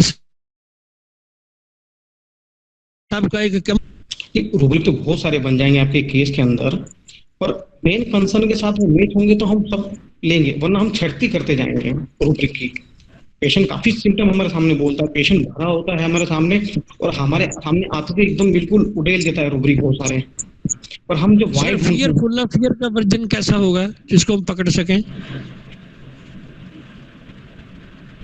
पेशेंट बोलेगा कि डॉक्टर साहब मुझे तो बहुत डर लगता है, या अभी तक इस रूब्रिक से मैंने अभी तक कभी किसी पेशेंट लगाया भी नहीं है, तो इस पे अपन करेंगे बाद में, क्योंकि मैंने अभी तक इस फुल ऑफ फियर को यूज ही नहीं किया है। रूब्रिक तो है सर? हाँ है, पर मैंने यूज नहीं किया है इसको। सर मैं बोलूं? जी बताइए। जी प्लीज। सर फेयर का मीन्स स्पेसिफिकली होगा, फेयर अनदर नहीं होता है। फेयर स्पेसिफिकली वन रीजन में फेयर होता है ज्यादा, और ज्यादा जब भी आएगा तभी एंजाइटी। फेयर स्पेसिफिकली 1 मीटर में फेयर होता है, fair failure, fair examination, fair ज्यादा जाई हो फेयर स्पेसिफिक जे वो दूर में है अभी तक नहीं आया, इसलिए उसका फेयर है एंड स्पेसिफिक होता है। जब भी पेशेंट ज्यादा बोलता है ना, उस टाइम से इनकी एंजाइटी का 1 मीटर चला जाता है। Thank you sir. फियर में एक्शन है और डिलीजन में अनुभव है। हम ये पेशेंट जब हम इसलिए इस केस के अंदर पूछते हैं कि पेशेंट के अंदर क्या प्रीडोमिनेंट है, क्या चीज हावी है, क्यों पेशेंट ऐसा हमारे सामने ऐसा कर रहा है, क्यों ऑपरेशन नहीं करवाना चाहता है, तो पेशेंट का असली कंसर्न वहीं छुपा होता है कि वो जो चीज हमारे सामने बोल रहा है वो क्यों नहीं करवाना चाहता। वो जैसे चीज खुलेगी हमारा केस ओपन हो जाएगा। एक पेशेंट को अभी हमने रीनल स्टोन के केस में देखा हमने, तो पेशेंट ने आके बोला डॉक्टर साहब मुझे ना पथरी है और काफी समस्याएं बताई उन्होंने, उनको सिस्ट भी है, मेंसेस इरेगुलर वगैरह सब बहुत सारे। तो उन्होंने एक ही चीज बोली डॉक्टर साहब वो है ना मेरे फैमिली में ना वो पथरियों की बहुत हिस्ट्री लगी हुई है, सबको पथरियां हैं ऐसा वैसा। तो मैंने कहा कि आपको भी काफी 12 साढ़े 13-14 मिनट पथरी है, तो मेरी फैमिली में बहुत ने ऑपरेशन कराया है पर मैं नहीं कराना चाहती। तो मैंने क्यों? तो बोले कि नहीं डॉक्टर साहब वो उसको पथरी का ऑपरेशन कराया और वापस हो गई। क्या मतलब ऑपरेशन कराने से? ऑब्जेक्टिव रीजनेबल भैया, वो पथरी का ऑपरेशन करवाया और उसको तो वापस हो गई, तो क्या मतलब डॉक्टर ऑपरेशन कराने का? और मुझे तो डर है कि सर ये वापस पथरी ना हो जाए, मुझे फियर ऑफ रिकरेंट। क्यों ऑपरेशन नहीं करना चाहती? वापस हो जाएगी, क्योंकि उसने उसको भी देखा है, उनकी भी हो गई है। तो फियर में पेशेंट एक्शन ले लेता है, उस चीज में जाता नहीं है और उस एक्शन के लिए आपके पास ट्रीटमेंट लेने के लिए आता है। तो वो इस प्रकार का एक्शन क्यों ले रहा है, क्यों ऑपरेशन नहीं करवाना चाहता, इसके पीछे की चीज जो छुपी है वही हमारी मेडिसिन है, वही हमारा कंसर्न है। वो चाहे सिंगल जैसे सर वो ऑपरेशन से भागना चाह रही, तो उसके लिए भी अपन एस्केप अटेम्प्ट टू ले सकते हैं ना? एस्केप अटेम्प्ट टू डिजायर करके एक रूब्रिक है। अच्छा, लेकिन एक्चुअली क्या मेरी टोटलिटी कैलकेरिया कार्ब आ रही थी, तो काफी टाइम उसको ब्लीडिंग में बहुत हद तक काफी फायदा हुआ, लेकिन calcarea carb escape attempt to cover नहीं करती ना सर, ये प्रॉब्लम आ रही थी मुझे, तो मेरे को बहुत कंफ्यूजन था। एस्केप अटेम्प्ट टू रूब्रिक है आपका डिजायर। हाँ, escape attempt to desire window है सर। हाँ, escape attempt to window from है सर, बट वो उसमें नहीं, एस्केप अटेम्प्ट टू में भी विंडो में भी कैलकेरिया कार्ब नहीं, कैलकेरिया नहीं, कैलकेरिया। हाँ,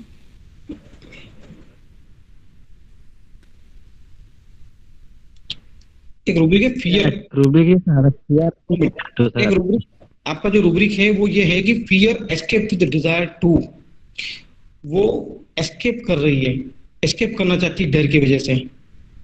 तो वहां पर आपकी कैलकेरिया है, वो इसलिए एस्केप कर रही है क्योंकि वो ऑपरेशन नहीं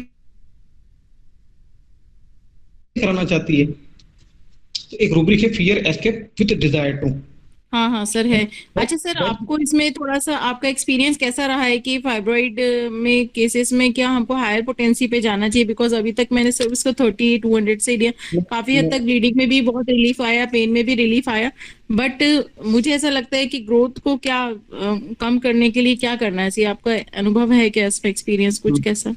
मैंने तकरीबन 8-10 केस मेरे पास ओवेरियन सिस्ट के और फाइब्रॉइड के 2 केस हैं, और मैंने सभी में हायर पोटेंसी दी है, क्योंकि पहले हम प्रिडिक्टिव में थे तो वहां पर साइकोटिक केसेस में हायर पोटेंसी दी जाती थी, और मैंने अभी तक एक भी केस में जिनमें मैंने अच्छी पोटेंसी दी है, अभी रिपीटेशन की कोई नीड नहीं पड़ी। किसी में CPR 1M दी है, किसी में पल्सेटिला 1M 10M तक दी है, एक ही डोज बस। शुरू में 2-3 हायर में 0/1, 0/2 या 0/10 तक भी तो दे सकते हैं ना सर ऐसे केसेस में? मैं एक ही बात कहता हूँ कि आप चाहे जो पोटेंसी दे दें, रिपीट ना करें, बस थोड़ा सा केस का ध्यान रखें, जहां ज्यादा सप्रेशन है वहां लोअर पोटेंसी देना है, जहां पेशेंट बहुत सेंसिटिव है वहां लोअर पोटेंसी देना है। पर केस एक्यूट है तो एक्यूट आपका मैंने मैक्सिमम केसेस में देखा कि जितना ज्यादा रिपीटिशन होगा आपका केस स्पॉइल हो जाएगा।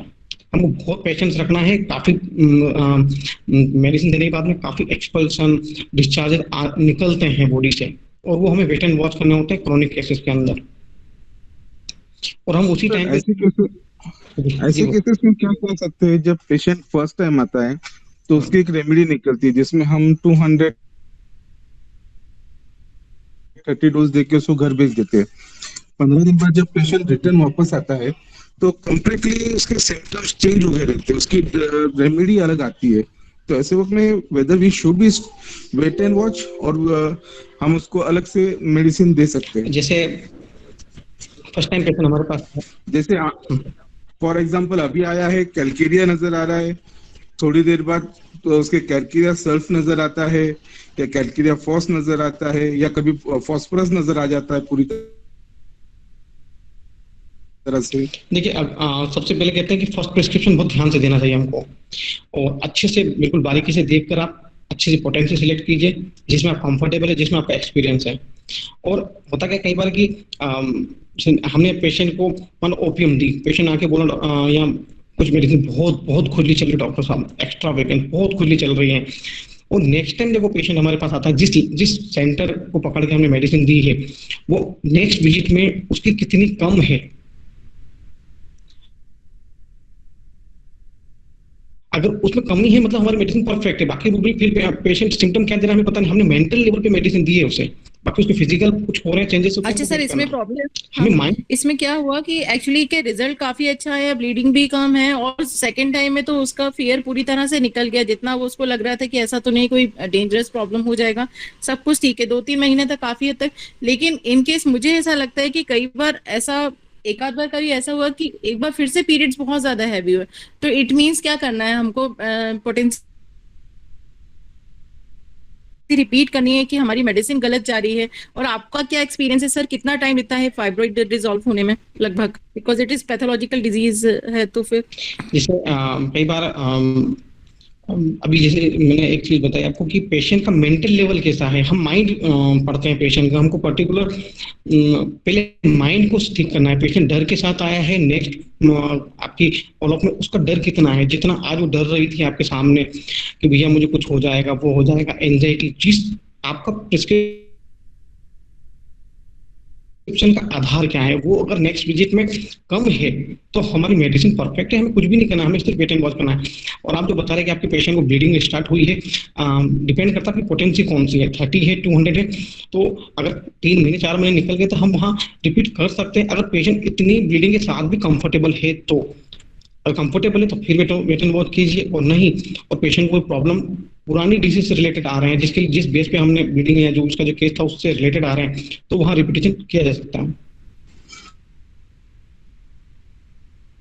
सेम थिंग सर, जैसे कि अभी मैडम ने भी बताया कि पेशेंट आई है with heavy bleeding menstrual cycle के वक्त, हमने मेडिसिन दे दी है, उसका कम हो गया, नेक्स्ट पीरियड काफी अच्छा आया, लेकिन नेक्स्ट टाइम वापस से उसका कुछ सिम्टम भी चेंज हुए और ब्लीडिंग भी काफी ज्यादा बढ़ गया।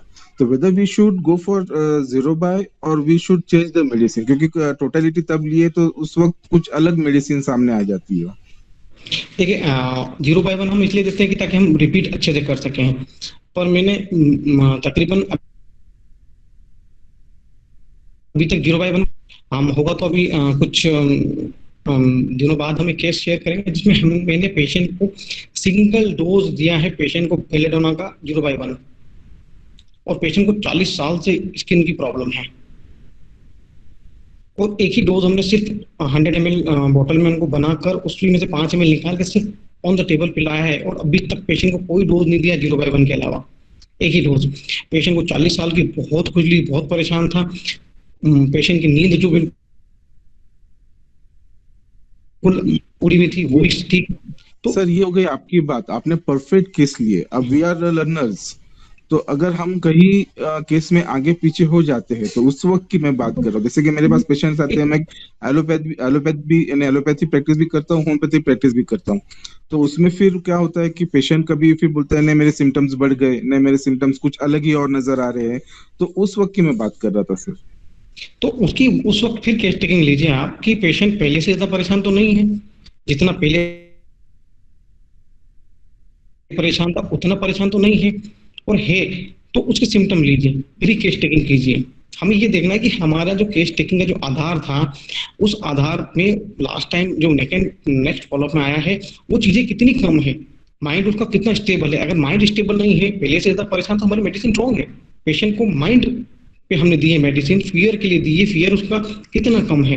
हम उसको बहुत खुजली चल रही थी, तो जितनी टाइम फर्स्ट टाइम उसने बहुत खुजली की बात की थी वो नेक्स्ट फॉलोअप में उतनी बात बहुत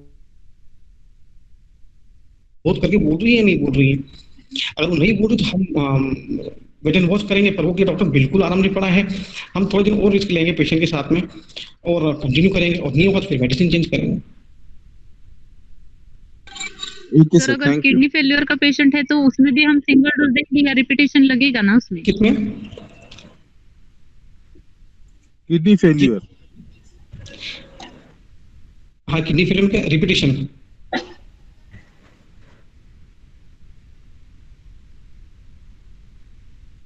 लगेगा ना, या सिंगल डोज पे हमें वेट एंड वॉच करना चाहिए?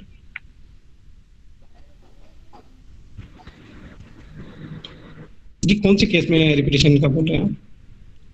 किडनी फेलियर में सर अभी हमने जिस पेशेंट को मेडिसिन दी है, जब तक वो पेशेंट डिस्कम्फर्ट वापस फील ना करे, हमने जिस प्रॉब्लम के लिए उनको मेडिसिन दी है, अब हमें इम्प्रूवमेंट के साइन दिख रहे हैं, जब तक कोई डिस्कम्फर्ट नहीं पता चलेगा हमें, तब तक मेडिसिन रिपीट नहीं होगी। पेशेंट को इम्प्रूवमेंट दिख रहे हैं और पेशेंट कंफर्टेबल फील बोलना चाहता हूँ लेवल पे, तो फिर तब तक हम सर सॉरी टू इंटरप्ट, लेकिन मेरा खुद का बेबी जो किडनी फेल्यूर में था और उस वक्त में जैसे कि उसको काली काफ से काफी हद तक उसकी एंजाइटी और ये कम हो जाती थी, लेकिन उसकी एंजाइटी कम हो गई, इसका मतलब ये तो नहीं ना सर कि वो ठीक हो गया। एक्चुअली उसका एंजाइटी बस कम हो जाती थी कुछ हफ्तों के लिए, 15 दिन के लिए, लेकिन वापस से एंजाइटी आ जाती थी, बट उसके ब्लड यूरिया और क्रिएटिनिन में कुछ चेंजेस नजर नहीं आते थे। तो ऐसे वक्त में फिर हमने क्या डिसीजन लेना चाहिए? एक्चुअली मेरा बीबी अभी एक्सपायर हो गया है just because of the kidney failure, पर ऐसे वक्त में फिर अभी हमने क्या डिसीजन लेना चाहिए बीइंग एज अ होम्योपैथ? देखिए हम जनरली फॉलो 15 दिन 30 दिन का देते हैं, तो अगर उसकी एंजाइटी वापस आ रही है तो हमको वापस रिकेस टेकिंग करनी पड़ेगी। जिस बेस पे हमने ट्रीटमेंट दिया है, अगर वो सेटल नहीं हो रहा है पेशेंट का, उस समय के लिए हमको पार्टिकुलर छोड़ने पड़ेंगे, क्योंकि हम माइंड देखेंगे। जैसे अभी हमने एक पेशेंट को ट्रीटमेंट दिया खुजली के लिए, मेरे रिलेटिव है, उन्हें 7 साल से अर्टिकुलर की प्रॉब्लम है, और उन्होंने तकरीबन मुझे 1 महीने तक कॉल किया, डॉक्टर को खुजली बिल्कुल कम नहीं हो रही है, हमने उसको स्ट्रामोनियम 30 का एक ही डोज दिया। अब मुझे पता है कि पूरी केस टेकिंग उनकी स्ट्रामोनियम की है, बहुत की तकलीफ है। डॉक्टर साहब की प्रॉब्लम डिलीवरी के बाद से ही मुझे आई है, पूरा परफेक्ट केस, हमको कहीं से कहीं तक कुछ गुंजाइश नहीं लग रही थी, पर हमने बहुत वेट एंड वॉच किया। मेरे साथ देखा सीनियर डॉक्टर और हैं, उन्होंने हमने दोनों ने कंसल्ट करके उस केस को देखा, तो पेशेंट तकरीबन 1 महीने तक हमें बोला, क्योंकि तकरीबन 7 साल से वो कंटिन्यू एलोपैथी खा रहे हैं, इतनी एलोपैथी कि 7 साल में उनके हार्डली कुछ दिन छूटे होंगे एलोपैथी से। तो हमने 1 महीने तक उनको बहुत पेशेंस रख के मन मानने के लिए बोला, उनको प्लेसिबो चेंजेस किए, और 1 महीने के बाद बिल्कुल जबरदस्त चेंजेस आए हैं। पेशेंट के खुजली में अच्छी खासी कमी आ गई कि डॉक्टर अब शांति है मुझे, अब मुझे खुजली इतनी नहीं चल रही है। तो कई जगह Sir, urticaria is not a life-threatening case. Kidney failure is a life-threatening case. That's why मैं आपको रिपीटली वही वापस पूछ रहा हूँ कि अगर ऐसा कोई सपोज कोई कैंसर का पेशेंट आता है, कोई किडनी फेलियर का पेशेंट आता है, लिवर कैंसर का पेशेंट आता है, और हमको पता है कि सर इसको अभी हम ठीक से अगर प्रॉपर वॉच रख के इसको रिपीटेशन में अगर हम नहीं करेंगे तो ही माइट बी डेथ। तो ऐसे वक्त में फिर क्या करना चाहिए? क्योंकि मेरे पास ऐसे बहुत सारे केसेस है जिनको मैं फिर कभी एलोपैथी से थोड़ा बहुत ये करता हूँ, लेकिन अल्टीमेटम तो उनको आई जस्ट क्लियर देंगे कि अल्टीमेटम जो होना है वो तो होने वाला है। तो ऐसे वक्त में क्या हम मेडिसिन रिपीट कर सकते हैं या मेडिसिन चेंजेस कर सकते हैं? आप मेडिसिन कब करेंगे रिपीट? जैसे कि आपने किसी पेशेंट को माउथ कैंसर का पेशेंट देखा है और पेशेंट ने आके बोला डॉक्टर साहब मेरा मुंह में दर्द हो रहा है और मैं खा नहीं पा रहा हूँ, और आपने उसको सपोज करो बेलोडोना दी, पेशेंट बिल्कुल कंफर्टेबल जोन में आ गया है, 8-10 दिन के बाद में उसको गले में दर्द, मुंह का दर्द सब काफी कम हो गया है, कंटिन्यू चल रहा है। जब तक उसकी मेन कंप्लेन वो हमारे पास लेकर आया था, मुंह में दर्द की, मुंह खोलने में तकलीफ हो रही थी, इन सब चीजों की तकलीफ लेकर आया था, और उसको महीने 2 महीने तक प्रॉब्लम नहीं है, और जैसे ही उसने वापस ये समस्या बताई कि डॉक्टर अब मुझे वापस से दर्द फील हो रहा है थोड़ा थोड़ा, ये टाइम है रिपीटेशन का। जिस कंप्लेन के लिए वो आया था वो कंप्लेन वापस आई है उसकी। मतलब अब रिपीट ऐसे वक्त क्या करना चाहिए कि जब पेशेंट कह रहा है कि मुझे अभी, जैसे कि मेरे पास एक पेशेंट है थ्रोट कैंसर का, मैं उनको दिया हूँ प्लैटिना 200 सिंगल डोज, लेकिन पेशेंट बोलता है मुझे तो अब कैंसर का दिलो दिमाग में कुछ नहीं आता है, पर जब भी मैं एग्जामिन करता हूँ वो गांठ वैसी ही नजर आती है, वो गांठ में तो कुछ भी चेंजेस नहीं हो रहे, पैथोलॉजिकली कुछ भी चेंजेस नजर नहीं आ रहे, लेकिन पेशेंट का मेंटल लेवल एकदम स्टेबल है। तो ऐसे वक्त में फिर क्या करना चाहिए? वेट एंड वॉच कीजिए आप। देखिए होम्योपैथिक में जितना हमें पेशेंस रखना उतना पेशेंट को भी पेशेंस रखवाना है, वरना हम डिस्चार्ज, एक्सपल्शन, एक्टिवाइजेशन ये नहीं देख पाएंगे। अच्छा से ऑब्जर्वेशन करना है। कई पेशेंट महीने बाद सर्दी, खांसी और डायरिया करते हैं, तो ऐसे केस में आपको ऑब्जर्व भी करना है और वेट एंड वॉच ही करना है। रिपीटेशन से हमारा केस बिगड़ता है। हेलो सर, আমি সাম বলুন सर ऐसे केसेस में सर उस भाई के लिए मेरा थोड़ा उसका सिम्टम जो चल गया है ना, उसके बाद उसका ब्लड का कुछ टेस्ट करने के बाद उधर कुछ चेंज आता है, अर्थात आपका मूल बेसिक जो कंप्लेन है ना कैंसर का, उसका तो जाने का थोड़ा टाइम लगेगा। उसका मेंटली पेशेंट हेल्दी मींस कुछ चेंज हो रहा है, इसके लिए आप उसका ब्लड का, ब्लड रिलेटेड ईएसआर का इधर कुछ टेस्ट देखने के बाद पूरा चेंज आता है। और अदरवाइज पेशेंट का मेंटली हेल्दी नहीं है एंड पैथोलॉजिकली हेल्दी नहीं है, आपका रिपीट टेस्ट टेकिंग का जरूरत है। एक है उसका साथ बिफोर जो केस टेकिंग हुआ ना, उसका जो वीडियो है, दोनों लिंक करने के बाद आप एनालिसिस करो तो अच्छी से I think thank you sir, ठीक है, थैंक यू सर। अगर पेशेंट मेंटली सेटल है तो हमें वेट एंड वॉच करना है बस, तो पेशेंट को हमें धैर्य देना कि हो जाएगा। पेशेंट जिस कंसर्न को लेके हमारे पास आया है, अगर उस कंसर्न से उसको राहत है, उस डर से, उस एंजाइटी से, तो हमें वेट एंड वॉच करना, क्योंकि हम माइंड से पेरिफेरी पे जाएंगे, पेरिफेरी टू माइंड नहीं आएंगे, क्योंकि रॉन्ग डायरेक्शन हो जाएगा। हमको माइंड से पर्टिकुलर करना है। Yes sir, yes sir. Particular mind से नहीं आएंगे हम, पर्टिकुलर से हमारा कोई लेना देना नहीं है। पेशेंट को सिस्ट है, कैंसर है, उससे हमें क्या लेना देना है? हमें तो पेशेंट का माइंड जीतना है, माइंड को देखना है कि पेशेंट जिस डर के लिए हमारे पास आया था वो डर कैसा है। अगर वो डर सेटल है तो हमें बहुत वेट एंड वॉच करना पड़ेगा।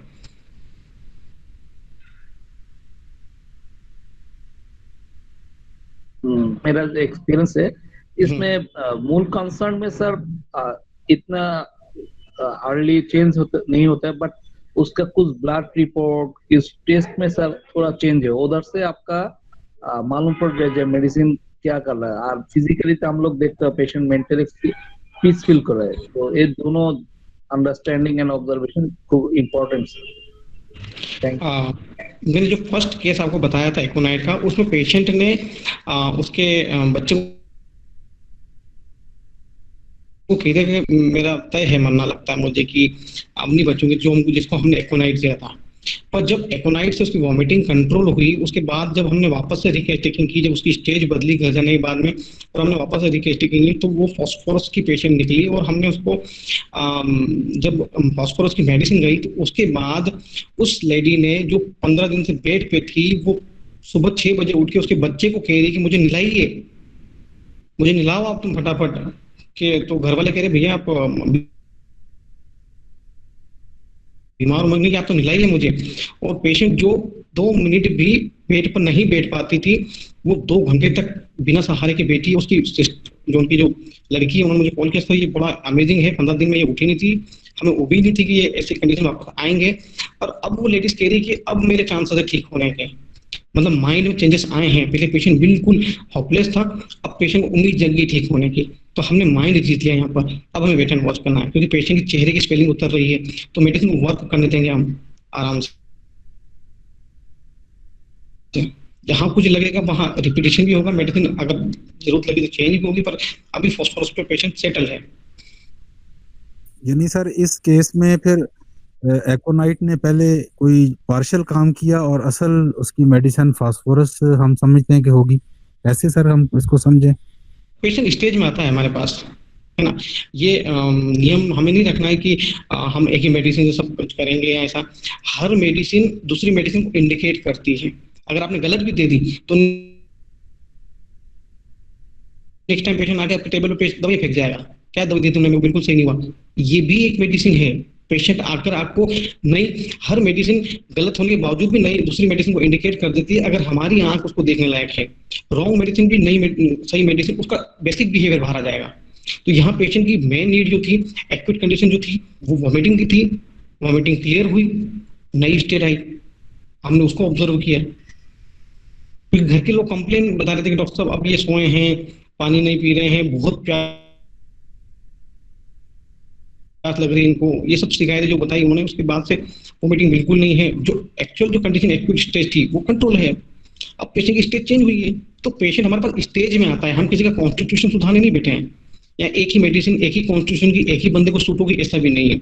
स्टेज बाय स्टेज पेशेंट आता है हमारे पास। अब पेशेंट एकोनाइट का फेज खत्म हुआ है, पेशेंट अब फॉस्फोरस की कंडीशन आ गया है। ऐसा ये नहीं कि हमने फर्स्ट एकोनाइट जो थी वो गलत दी थी, एकोनाइट ठीक थी, पर अब एकोनाइट इंडिकेट कर रही फॉस्फोरस को, और पेशेंट फॉस्फोरस के सिम्टम दे रहा है। इसी तरह सर ये इस तरह केस आगे भी चल सकता है, किसी थर्ड रेमेडी में मेडिसिन में जा सकता है? अगर पेशेंट की कुछ कंप्लेन होगी, पेशेंट डिस्कम्फर्ट में जाएगा, तो हम जरूर केस्टिंग करेंगे। हम उसको डिस्कम्फर्ट में छोड़ेंगे थोड़ी ना। पेशेंट अभी ईज में है, कंफर्टेबल है, तो हम उसको वेट एंड वॉच कर रहे हैं। क्योंकि पेशेंट 20 दिन से पलंग पे थी, आज पलंग से उठ गई, मतलब मेडिसिन का वर्किंग स्टार्ट हो गया। राइट सर, है ना। अब तो हर मेडिसिन दूसरी मेडिसिन को इंडिकेट करती है। हम ये चीज नहीं पाल के बैठेंगे कि हमने जो मेडिसिन दी उसी को रखेंगे। कई बार हमारी गलत मेडिसिन भी नई मेडिसिन और सही मेडिसिन तक हमको पहुंचा देती है।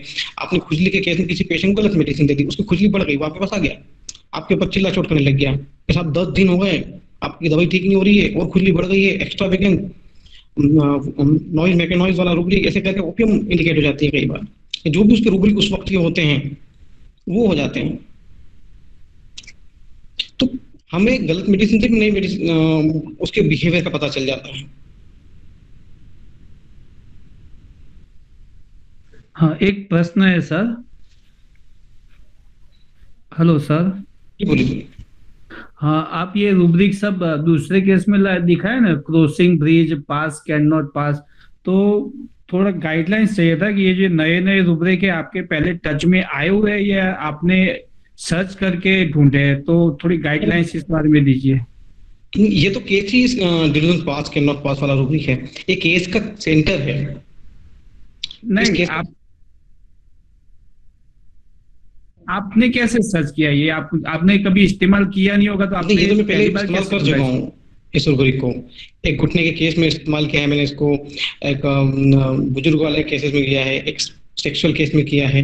तो ये रूब्रिक सिर्फ सेक्सुअल केस के लिए फिक्स नहीं है कि डिवीजन पास कैन नॉट पर सर्टेन पॉइंट सिर्फ हम सेक्सुअल केस में लेंगे, पहले ऑलरेडी यूज कर चुके हैं, क्लासेस में पढ़ चुके हैं। तो जैसे डॉक्टर आलोक पटेल ने बताया हमारे साथ में, हम इस केस को इस रूब्रिक को कम से कम 8-10 बार तो केस में पढ़ चुके हैं। अच्छा, पहले आपके टच में आए हुए थे ये सब? मकसद यही पूछने का है शायद इनका कि ये जो नए रूब्रिक होते हैं इनको समझने का हमें भी तरीका बताएं ना, कि हम कैसे नए से नए रूब्रिक। एक दिन आपने बताया था कि ये पढ़नी चाहिए, जिस तरह सिंथेसिस हार्ड कॉपी है, आपने कहा था ना कि उसको पढ़ना चाहिए। हम लैपटॉप पे सिर्फ सर्च कर लेते हैं, पढ़ लेते हैं, बाकी जो मेहनत हमारी हार्ड कॉपी पे होगी सिंथेसिस की या कंप्लीट की, उस पे आप उस सिम्टम को लिख लीजिए, उस रूब्रिक के हिंदी अर्थ को लिख लीजिए जो बिल्कुल परफेक्ट है। काम हर जगह अलग अलग होते हैं, तो आप उसमें उस सब जगह उसको पढ़ते जाइए, क्योंकि हम मोबाइल रिपोर्टर में इतना नहीं पढ़ पाते हैं, सिर्फ सर्च कर पाते हैं। तो जितनी मेहनत आप हार्ड कॉपी पे करेंगे उतनी ही आपके रूब्रिक सुधरेंगे, उतनी ही आपकी रीजनिंग पावर बढ़ेगी। Okay sir, thank you.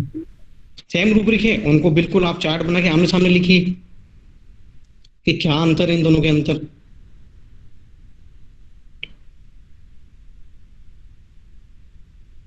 बिल्कुल सर, यही बात है। ये हम आम लोगों को नहीं अभी पता, उस दिन मैंने आपके मुंह से सुनी थी कि हार्ड कॉपी जो है ना उसको जरूर पढ़ना चाहिए, उससे सारी रूब्रिक बहुत इंप्रूवमेंट आएगा। हम हार्ड कॉपी को छोड़ चुके हैं, लैपटॉप पे आ गए हैं, और मैं आज भी हार्ड कॉपी पर हूँ।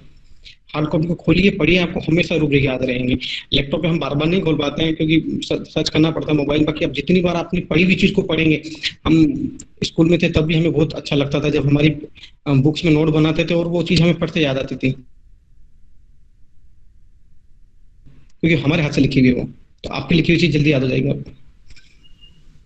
सर, पढ़ने के लिए इजी होए, हम लोग जे लैंग्वेज में कम्युनिटी का पीपल है उस लैंग्वेज में समझ लिया जाता है, नॉट ओनली इंग्लिश में। तो इससे समझना इजी हो जाता है एंड फीलिंग का अंडरस्टैंडिंग भी इजी हो जाता है, एंड उसका हमारा day to day how to we are use that, इसमें हम लोग थॉट प्रोसेस से भावेंगे तो अंडरस्टैंडिंग इजी हो, how to we are using that rubrics, it's easy हो जाएगा। फर्स्ट में हमारा एवरी पीपल का मदर लैंग्वेज में समझना जरूरत है, अपना डायरेक्ट मीनिंग का अपना आ जाएगा, उसके बाद उसका डीप लेवल क्या होता है, मेटाबॉलिक क्या, उसका यूज करने का इजी हो जाएगा। Thank you. ओके, राधेश्याम जी करें इसको आज? जी सर। जी बहुत अच्छा था। समझते हैं कि टाइम काफी हो गया, इसलिए अब इसको विराम ही देना चाहिए। राधेश्याम सर, आपको बोलने का पहले हम एक लाइन जोड़ना चाहते हैं।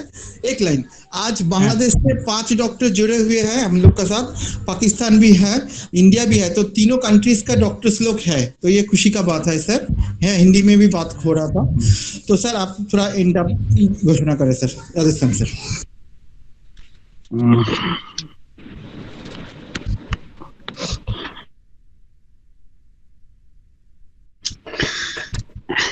सभी इस मंच से उत्साहित डॉक्टर एवं स्टूडेंट और खासकर के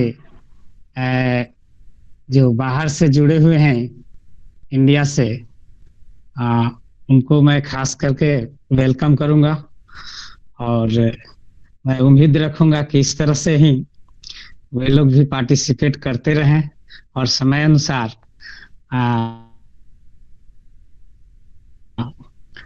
वहां से भी हम लोग को कुछ ज्ञान देते रहें, क्योंकि यह मंच ही बना है ज्ञानवर्धन के लिए। तो हम दूर दूर तक इस मंच के माध्यम से जाएंगे और ज्ञान की गठरी को पाएंगे। तो आज की सेशन मनोज जी के द्वारा बहुत ही अच्छा रहा, और इन्होंने बहुत कुछ नया नया खोज करके लाया, और उम्मीद करते हैं कि अभी युवा हैं इनमें जोश इसी तरह से बना रहे और हम लोग को ज्ञानवर्धन करते रहे और हम सभी का इनके प्रति एक स्नेह रहेगा। और हम समझते हैं कि हर मनुष्य का यही ये चीज होता है जो कि ऊंचाइयों तक ले जाता है। तो मनोज जी काफी ऊर्जावान है, तो मैं इनकी ऊर्जा को सलाम करते हुए और सभी जितने चिकित्सक बंधु उपस्थित हैं उन सबों का जो धैर्य से उन लोगों ने ये चीज किया, समय दिया, तो इसके लिए मैं सबको पुनः वेलकम करते हुए इस आज का प्रोग्राम को पुनः आगे की प्रोग्राम इससे अच्छा हो और बढ़िया हो और अधिक पार्टिसिपेशन हो, इसी उम्मीद के साथ मैं आज के प्रोग्राम की समाप्ति की घोषणा करता हूँ। Thank you Radheshyam ji, thank you Ranade ji, thank you sir for being with us, thank you sir, thanks to all जिन्होंने बहुत पेशेंस रख के इतनी देर तक सुना। और अगर किसी के सवाल जवाब अगर नहीं दे पाया हूँ तो उसके लिए सॉरी, हम उसको नेक्स्ट टाइम कवर करेंगे। Thank you sir, thank you. Manoj ji वो जो मैं रखा हूँ ना, क्योंकि थोड़ा सा ये है उस पर सोचना है, ठीक ना, वो देखिए कि जैसे अब परमानेंट तो बनता है, चिल्ड्रन है तो चिल्ड्रन का ये बनता है ना, तो मनोज सर को छोड़ दीजिए, मनोज सर को छोड़ दीजिए, वो बॉम्बे जाएंगे सर, खाना खाएंगे। हाँ छोड़ दिए सर, छोड़ दिए, आगे के लिए बोल रहे हैं, आगे के लिए उस पर, ठीक ना, डिस्कस। हाँ हाँ, good night sir, good night, thank you, nice lecture sir, nice lecture. ठीक है सर, हाँ सर। राधेश्याम जी, अभी भी मैं एक ही चीज कह रहा हूँ कि हमें सभी रूब्रिक को मिलाना है। हम एक रूब्रिक के पीछे, क्योंकि कई जगह हमें बहुत प्रोमिनेंट रूब्रिक दिखते हैं केस के अंदर, पर हम उसको छोड़ने पड़ते हैं क्योंकि हमारे कंसर्न के साथ मैच नहीं करता। तो यही कला हमको सीखनी है माइंड टेक्निक के अंदर कि रूब्रिक तो हम ढेर सारे लेंगे कौन से, और जो कंसर्न के साथ मैच करेंगे उसको रखेंगे, बाकी को बाहर फेंकेंगे। और जैसे आर्सेनिक गई और वॉमिटिंग बंद, मतलब मेडिसिन वाज परफेक्ट,